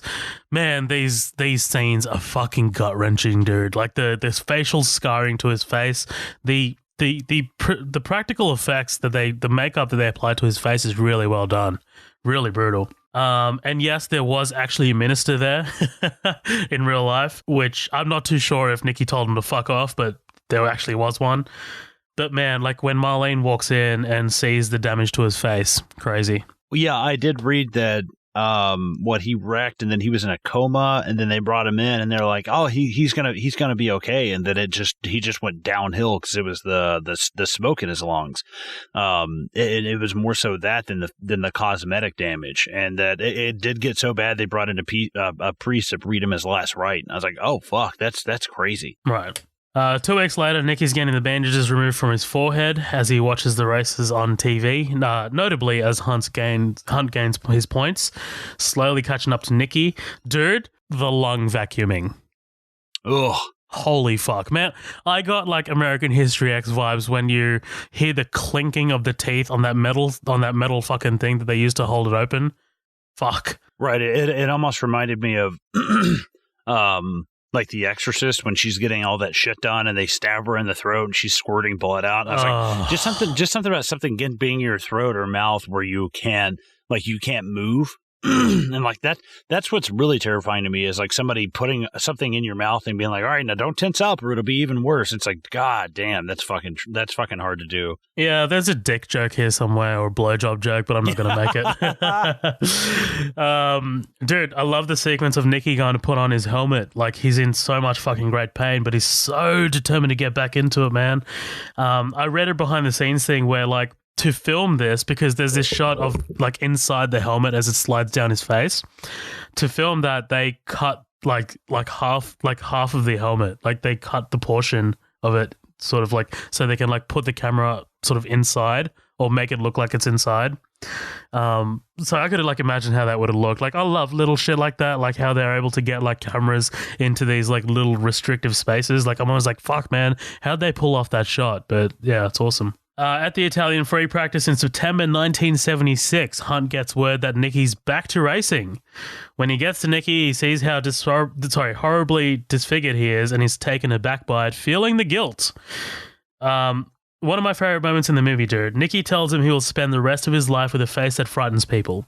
Hunt goes to tell him that he went to apologize, and Niki's not giving him any quarter, saying that he was responsible for what happened. And basically, Hunt's like, look, it was all my fault. Niki's like, yes, it was. Yeah, it was. But he was equally responsible for getting him back in the car. Fuck yeah, man. Like, this is a rivalry that went the right way. Like, you know what I mean? It didn't result in a fucking gang member killing another rival gang member. It's fucking these two people, or more Hunt for Niki, pushes Niki in the right direction, or pushes or elevates him. Like, I love that. It's brilliant. At the press conference, Niki fields questions about the accident and racing again. There's this one reporter that pushes it too far, pushing Niki about his marriage, how he can survive such a disfigurement. And man, a fucking cheer-worthy moment in the cinema for me. Fuck you. Press conference over. Yeah, for sure. Also, this beating did not happen. This did not occur. This was not a thing. Although, James Hunt's son, Tom, says that it was entirely possible because, quote, that's how Dad was. Now go home to your wife and ask her how you look. And yeah, I read about that this more than likely is a total fabrication, you know, but that it was absolutely something in James Hunt's, especially when you get the backstory that they were actually friends and even lived together and had an apartment at some point. Like you can get the sense that this is something that probably legit happened. Right. And it's just for Hunt, it's going to be a lot of guilt, man. Like, it's going to be like, man, I am the one that caused this. Like, this is all happening because of me. So he kind of like feels like some kind of moral responsibility to stand up for the guy. 42 days after the accident, Niki's back to racing against all medical advice. The music, again, is great here, and I just like, before he gets in the car, I love how slowed down everything is. He's looking around, like you can see, you've got that point of view sort of thing where all the light is like all white, and it's just, man, like he's barely able to comprehend anything. Right. It like looks like he's driving at night, like the lights are kind of like have that uber brightness, you know? Yeah. It looks like it's like you're a fucking vampire and you stepped out to the sun. Yeah, you're just trying to fucking acknowledge what's going on. Importantly, before the green light, Niki looks over at Marlene, and man, like I mentioned this on the very briefly on our Leon the Professional episode. I love stuff like this. Like as Niki brings his visor down, the music just drops out. Like it's like all right, we're in this now. Like, you know, there's no fucking there's no music anymore. There's no score.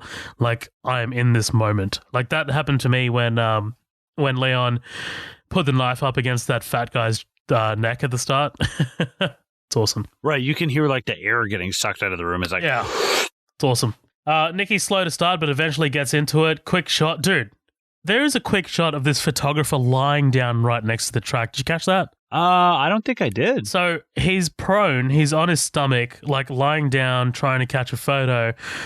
Dude, move.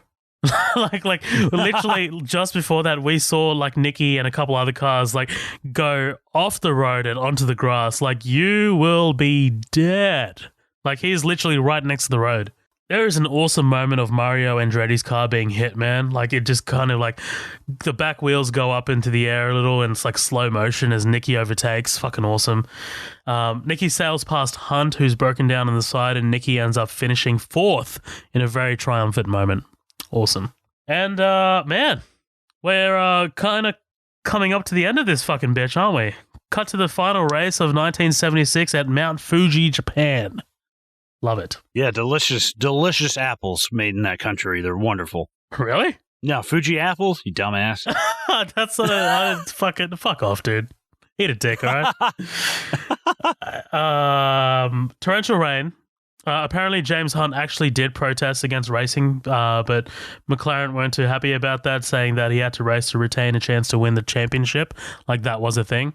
Yeah, this is like the other one before. It's just kind of like, the track's kind of wet. It's going to be dangerous. Like that's it. But dude, it's actually raining and there's fog. And like, dude, this is like, man, that's enough. Enough is enough. Like I feel like I have more in common with James Hunt than I do with Niki. But even I would have been like, dude, there's no fucking way, man. Like the wind is pushing everything. It's pouring down rain. Like, dude, just try driving on the interstate at 70 miles an hour when it's like that. Now imagine you're going 200 something miles an hour in a car around a winding track. It's like, fuck all of that noise, dude. Right. Like it's funny you say that because literally I was driving home yesterday at 1 a.m. from a friend's place. And like, as I'm driving, it is like fog. Like it is like I had to put on my high beams, dude, and like you couldn't see shit. And like now I'm watching this movie and I'm like, damn, man, imagine driving 240 whatever the fuck kilometers per hour. Not, obviously the road, but you can't know it that fucking well, man. Like it's a different country altogether. And with rain, with fog, with other competitors trying to fucking overtake you, like imagine that. Crazy. Where are we? So James is asked at a press conference about how he copes with the pressure. As per usual, he puts on a brave face, but under the table he's got his nervous tick, flipping the lighter. On race day, the weather apparently was very wet with fog and running water at several places on the track. There were intense debates as to whether the race should be started. In the end, the organizers decided to go ahead because, like the film says, it was televised. In a time when not all of these events were televised and in a time when fucking television broadcasts cost quite a bit. Majority of the drivers did not disagree. Some drivers, including Lauda, were not happy with the decision. I do like Hunt's guy drilling holes in his helmet to let out the condensation. Ooh, dude, that second one he drills in and you can see, oh, fuck that. Yeah. I was like, you're getting a little close there, man. Well, and plus we see Hunt vomiting again, and I like that. We haven't seen that in a while. Like we see him actually throwing up, and I was like, that's a nice callback. But when it cuts to Lauda, and he just has like that, I guess that kind of like flame retardant white mask on, and you just see the eye holes. It's like, you kind of look like Deadpool. I dig it. Fucking butterface over here. But I think we should also mention that they are really close in points on this final race here. So James needs 3 points to beat Niki in order to become world champion, right? Like that's why he's so fucking driven for this last one. Hunt and Lauda give each other a salute before the race. Fantastic moment, dude, with fucking Zimmer's score behind it. Like they just give each other a look. They're like, this is it. We may be rivals, but we're keeping it professional, Awesome. As the race gets underway, we get these close-up shots of the different components of the car. Man, one of my favorites is a close-up of the water like curving off the spoiler of Hunt's McLaren. It's like this really like dirty water is just coming off it. It's awesome. The lighting and the cinematography during this final race is absolutely stunning, man. Lauda drives into the pits to withdraw because he believes the weather conditions made the track too dangerous. He later said, quote, "My life is worth more than a title." And I like it, man. Lauda's a changed man. Decides to go home, live his life with his family. With his wife. He says, "Nothing's wrong. The car's perfect. Tell them the truth," when he's asked if they should lie to the media. And in real life, actually, Niki headed to the airport immediately after this, and he heard of Hunt's win over the radio in a cab, apparently. Yeah, and two things, like, just remember what he's thinking about when he's driving. He's getting these, like, images of his wife looking at him, like, in the hospital room. But also at the same time in real life, his tear ducts were so fucked up that he wasn't like his eyelids were like melted, that he was hardly even able to blink. So like, I think they said instead of doing 1 lap, he actually did 2 laps. And then he's like, I can't do this. He's like, I can fucking barely blink. It's pouring down rain. He's like, this is just a recipe for disaster. He's like, I can barely drive right now as it is, let alone in these conditions. Right.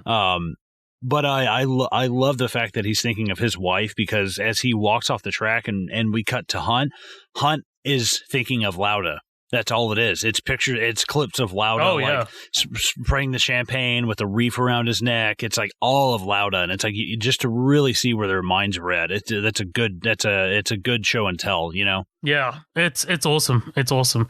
Hunt keeps on fighting, eventually breaking his gear shifter, resulting in the glove. Like, did you see the glove? Yes, yeah. Is that like blood what? I think it's blood, but it might also be grease. I'm not sure. It's still cool though, like just how fucking like a visual representation of how hard this thing is. Also, don't want to go past the fact that Susie's watching, which is interesting. Oh yeah.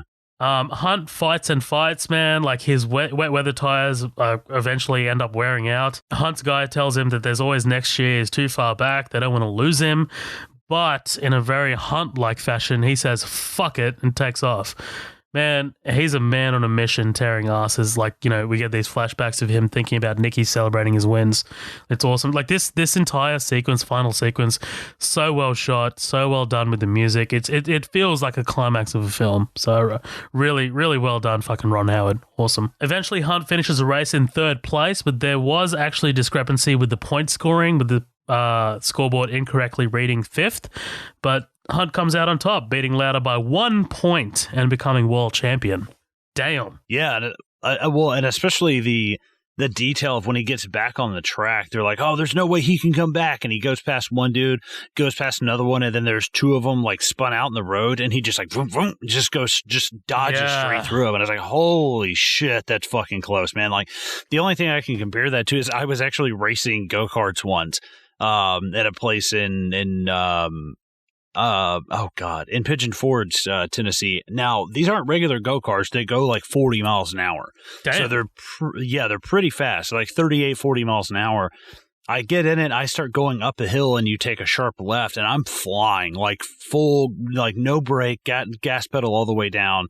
I turn the corner, and there's a motherfucker in front of me just turned sideways. And I was like, and dude, I just slammed on my brakes and fucking cut it, and just like, had I been going a normal speed, the way I cut it, I would have fucking rolled. Like had I been in a normal car, like I would have rolled like a motherfucker.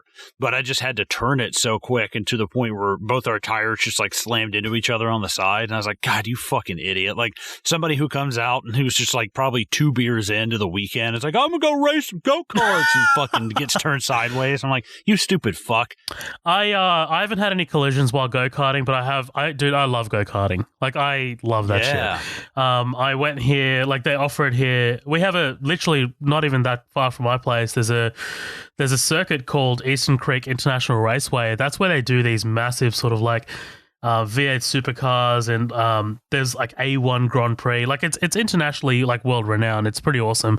I think that track was in Forza as well, if I'm not mistaken. Oh, nice. Yeah, so like that's where they offer go-karts, you know, when it's like the fucking off season and shit. Pretty awesome, dude. Like I love it. I remember telling my dad before, like, you know, I got my license when I was really young. I was like, yeah, I'm going to drive like I drive in the go-karts. I was like, fuck. Dad must have looked at me like, please don't. Yeah. I cannot imagine what your insurance must be, but please don't drive like you are in the go-karts. Oh, man. But yeah, in the helicopter, Marlene asks whether Niki's okay. He says that he's all good, with no regrets, not a one. And then we get this little montage of Hunt post-championship, sponsors, bitches, and drugs, as he likes to do. Quick moment of him on the flight of stairs, flicking his lighter. Like, you can't help but think, man, like, I miss the rush. I miss this rivalry with Niki. I miss it. Like, do you know what I mean? Like, it kind of feels like that moment of content. Right, exactly. It's like he won, but like he didn't. He won, but I mean, had Niki been able to race, I don't think he would have. And it's the fact that he kind of had to. Yes, you won, but you didn't win the way you wanted to. You know, you won not, and you didn't even win on a technicality. You won just because he's like, I can't do it. And it's like, man, it's a victory, but it feels like a very hollow victory. Right, exactly. Or maybe he's just gay and he's thinking about him. Like, what, 5,000 women? Like, come on. I've never had sex with a deformed guy. With a German guy. In Bologna, Italy, Hunt bumps into Niki, who is now running his own airline company. This was a thing, an actual thing. Yeah. Which is wild. Like, talk about a change of pace, huh? Hunt says that he's going to enjoy winning the championship, that he doesn't want to go back to work. Niki says that you have to prove to people that you didn't win it because of the accident. Hunt says equal terms, equally good cars, and the deciding factor, Hunt put his life on the line. Niki says that the risks were too unacceptable, so that to him counts as a loss, really. I love it, man. I love this entire sequence. It caps off the entire movie so perfectly. Like, just these two guys' like viewpoints. It caps off. You know, if you look at Niki's character arc, like, he's gone from this really calculating person, which he still is. He's still super calculating, but he also didn't have someone to care about or someone to kind of like live for. And it's kind of like resulted in this guy who's a little more compassionate than what he originally used to be. You English, you're such assholes.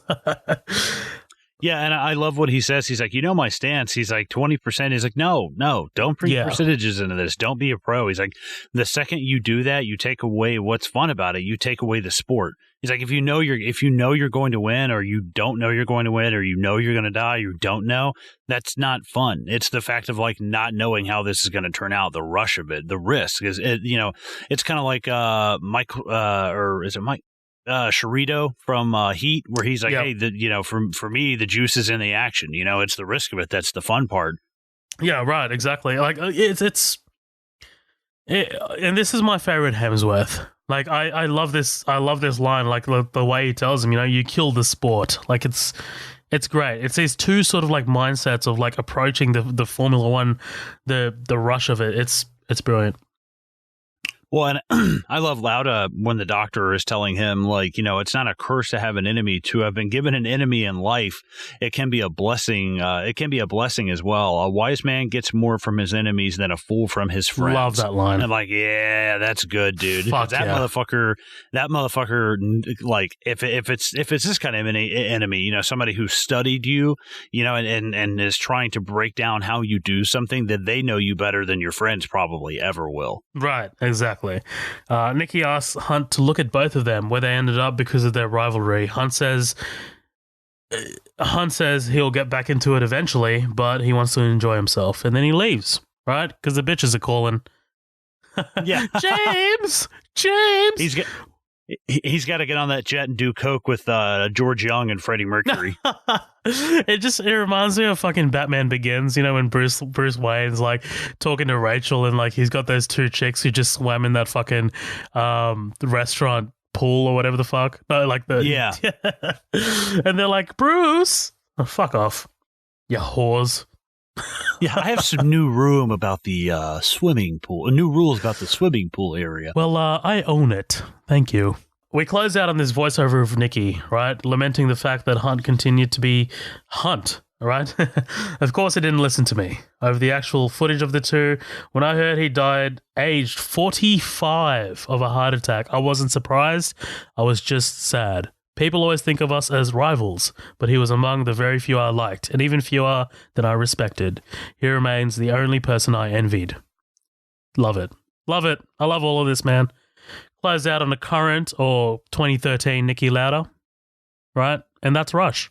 Well, and the crazy part is, he dies at 45. You're looking at Chris Hemsworth, you're like, dude, you're like 35. So what, do you die in 10 years? It's like, dude, he died in 93. This is 76. So it's like, dude, live for almost like another 20 years. Yeah. Like, man, it seems like he dies so much younger than that. But I actually read that at some point Niki Lauda had to give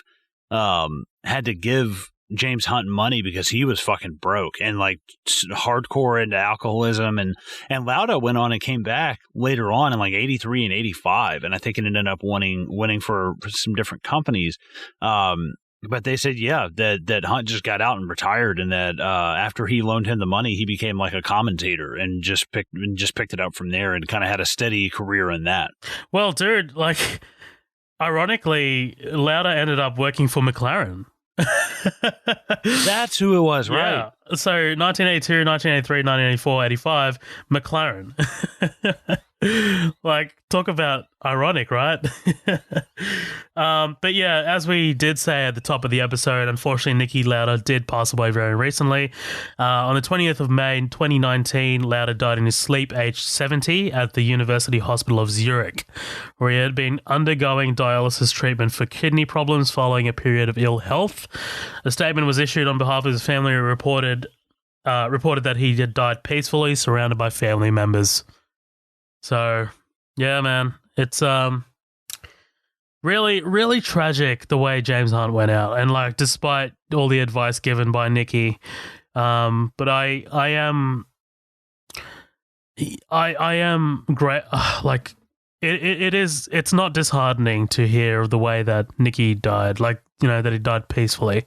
I love that. Like, it's fantastic. Well, and the fact that it wasn't complications even from his wreck. He was 70 undergoing like kidney dialysis, and he'd had his wife gave him a kidney, his brother gave him a kidney. And unfortunately they just failed. But like, I love the fact that, I mean, I'm not going to sit here and say the dude never had complications later in life from his accident, but the fact that it wasn't like a agonizing injury for decades that bothered him and ended up being the death of him. I was like, you know, he died and he lived and died a somewhat normal life after that. Like, he was able to come back from that. Like I said, I'm sure with complications, but it ultimately wasn't the thing that did him in. And I think that's awesome. It's also a testament to his survival and his like strength to just bounce back from that. Not so easily. I'm sure it wasn't easy, but just to let that not be the death of you. I was like, that's awesome. Right. For sure, dude. For sure. Man, this movie has got me contemplating death. Jesus Christ. Man, what a movie to cover. And thank you so much for watching it, dude. I was like, I wasn't too sure if you'd like this movie. I was like, man, it's about racing and shit. I don't know. Like, it's always tough to bring someone to this movie because, like I said, like, it's racing, and it's just like, honestly, like, whenever the Formula One's on or the fucking supercars are on, I'm just like, yeah, change the channel. Like, you know what I mean?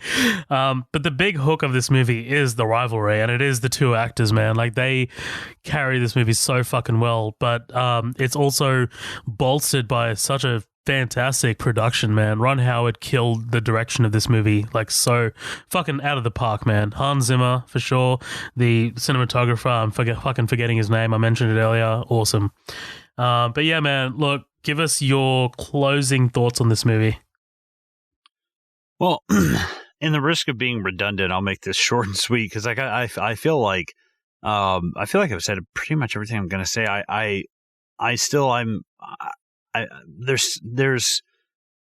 There's a few things I would cut down a little bit in this movie in place of other things, but ultimately I think there's room enough for everything if you just add like another 12 to 15 minutes.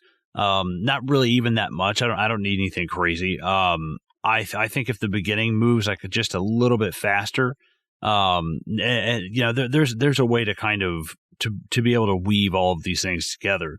But I will say, like, I do, I really do like this movie. I can see how it's one of the most underrated movies of the 2000s. And no, I'm not a fan of racing, and no, I don't give a fuck about any of that shit. But the story of this is so much more interesting than what's, you know, actually happening to me. Seeing cars go around in circles for 3 hours and waiting for somebody to wreck is not really my kind of thing. But seeing the story behind it of these people who had kind of like a friendly professional rivalry is something that I really enjoy. And I like how. I like how they build that, and it never even comes close to like a physical physical confrontation between them. It would have been so easy because at first, when we first see Hemsworth, I'm like, oh, he was fucking Lauda's wife. That's what happened. I'm like, nope, just a totally different dude. You know, somebody else completely. So I like the fact. I love the dynamic between them. I love the yin and the yang, and you know, just the total opposites. But at the end of the day, you know, I think even you said, we had a conversation earlier today where you were like, you know, we do things very differently sometimes, but it's interesting because our end result is still like the same goal. We still have things that we're like, you know, I might take this route to get there, but ultimately this is what I want to do, and this is how I want to get there. And I think it's interesting watching this movie, seeing that, and us actually living that way in the same way. We don't do everything identically, but we still have the same goals at the end of the day for this podcast and what we want to do. So I think that's really interesting. And I think they totally got snubbed on some kind of award. I think it won like a satellite award or something, some bullshit. So the fact that this was never even nominated or in the picks, I was like, wow, what the fuck? But yeah, it's a great movie, man. I'd say at least an 8.5 out of 10. I think it's great. I'll probably buy this at some point. I'm not going to rush out to get it, but if I see it somewhere, I'll definitely snack it up. Nice. Yeah, man, like that is because we were talking earlier and I was like, can you like give me an inkling as to what you think of like Rush? Like I need to know if you hated this movie. But yeah, man, like this movie's near perfect to me. Like I again saw this 4 times in the cinema. And watching it, dude, like we covered Leon last week, and to watch the pedophilia out of my mouth, I watched this. Like I was like, I feel like watching Rush. It's just a movie that A, makes me think, and B, is entertaining as fuck. Like honestly, it actually is entertaining as shit. Like watching these two guys go at each other like at their throats, but then you've also got the element of like these guys can't work without each other. Like one needs the other to prop the other one up. Like it's awesome. I love that kind of like that rivalry. But really the undercurrent is friendship. Like it's awesome. We did have a couple comments for this. So I did post in the after party that we were covering Rush. And I said, we're covering a movie where Thor has sex with Marjorie Tyrell and races cars with Baron Zemo. I did give my little thoughts on it. I said, look, this is one of the more underrated films out there. It's a movie that focuses on the real life rivalry of two sportsmen, which ends up being both a tragedy and in some ways a happy ending. I know I didn't really focus on that too much. Where I come at it in terms of a happy ending is Hunt making Nikki realize that having someone is beneficial. You know what I mean? Right. So yeah. That's where I was coming from that one. So thank you so much for William Alvarez, TK421. Interesting way you put that, but I dig it. Awesome, man. A fucking few words, that guy. Yeah, short and sweet to the point. Right. But our fucking OG Patrick Harrington over here, I wasn't interested in this at all, and I think Barb, his missus, said we should rent it. I'm also not a racing fan whatsoever, so I had some reservations. I loved it. Both leads are fantastic, and it made me want to check out Formula One in real life. Rest in peace, Nikki. Yeah, man, I 100% in his camp for sure. By the way, check out Patrick and Barb's podcast called Married People Watch Movies. Yes. Fucking awesome, dude. But yeah, thanks so much for commenting, guys. Really appreciate it. Colin, thank you so much for joining me on this one, dude. Like this one was a big one to me. Like we have that little list that we don't talk about of movies that we're afraid to cover. This is definitely up there. This is definitely one of those ones for sure. I wouldn't say top 10 or even maybe top 20, but definitely around that mark. Like this is one of those ones where I'm like, every time I see it, I'm just thoroughly impressed by it. So, and I always recommend it to people too. Yeah, for sure. I'm actually kind of surprised that this is on your list. I've never even heard of this before. Yeah. And I feel like I have a pretty good grasp of what your list is like. So to see this kind of like pop up on it, I was like, oh, that's kind of interesting. I wasn't expecting that. Well, here's the thing, man. If I hadn't worked at the movies and gotten those free tickets, I wouldn't have been curious enough to check this out. Because I would have been like, nah, I'm not paying for that. Like, you know what I mean? I would have been like, right. I'm using fucking free tickets. I can go check out whatever I want. So I'll go check this racing one out. And then I watched it and I was like, fuck, this is awesome. I'm going to go watch this 8 million more times and bring as many people as I can to see it. Yeah, man, fucking awesome. All right, let's close this bitch out. Let's do some socials and close this bitch out. What do you say? Yeah, that's fine with me, man. Awesome. Guys, thank you so much for joining us for this feature presentation episode of Midnight Double Feature. We have our probably a big upcoming attractions episode coming up. I know Matt wants to talk some shit, so stick around for that during the weekday next week. You can find us on Facebook. That's Midnight Double Feature. That's our main page. And then we also have our group, The After Party. That's 3 words, The After Party. That's where we post all of our memes, news, and also teasers of what's to come here on Midnight Double Feature. We're also on Instagram, which is at Midnight Double Feature, and we're on Twitter, which is at MDF Pod. Fucking hell. We're also, if you want to send us any emails, if you want to send us any requests, anything we would need to improve, or if you just want to, praise us and suck our dicks a little bit, get a little down on us, then hey, midnightdoublefeature@gmail.com. Also, please rate and review us on iTunes. That would mean a great deal. And wherever we can improve, whatever we're doing right, feel free, please let us know. We'd love for that to happen. We'd love to see whatever you guys have to say about us. So please keep that going. But yeah, Colin, thanks so much for joining me on this one, man. Say goodbye to everyone. Goodbye. All right, guys, we will catch you next time. Thanks for joining us. Yeah.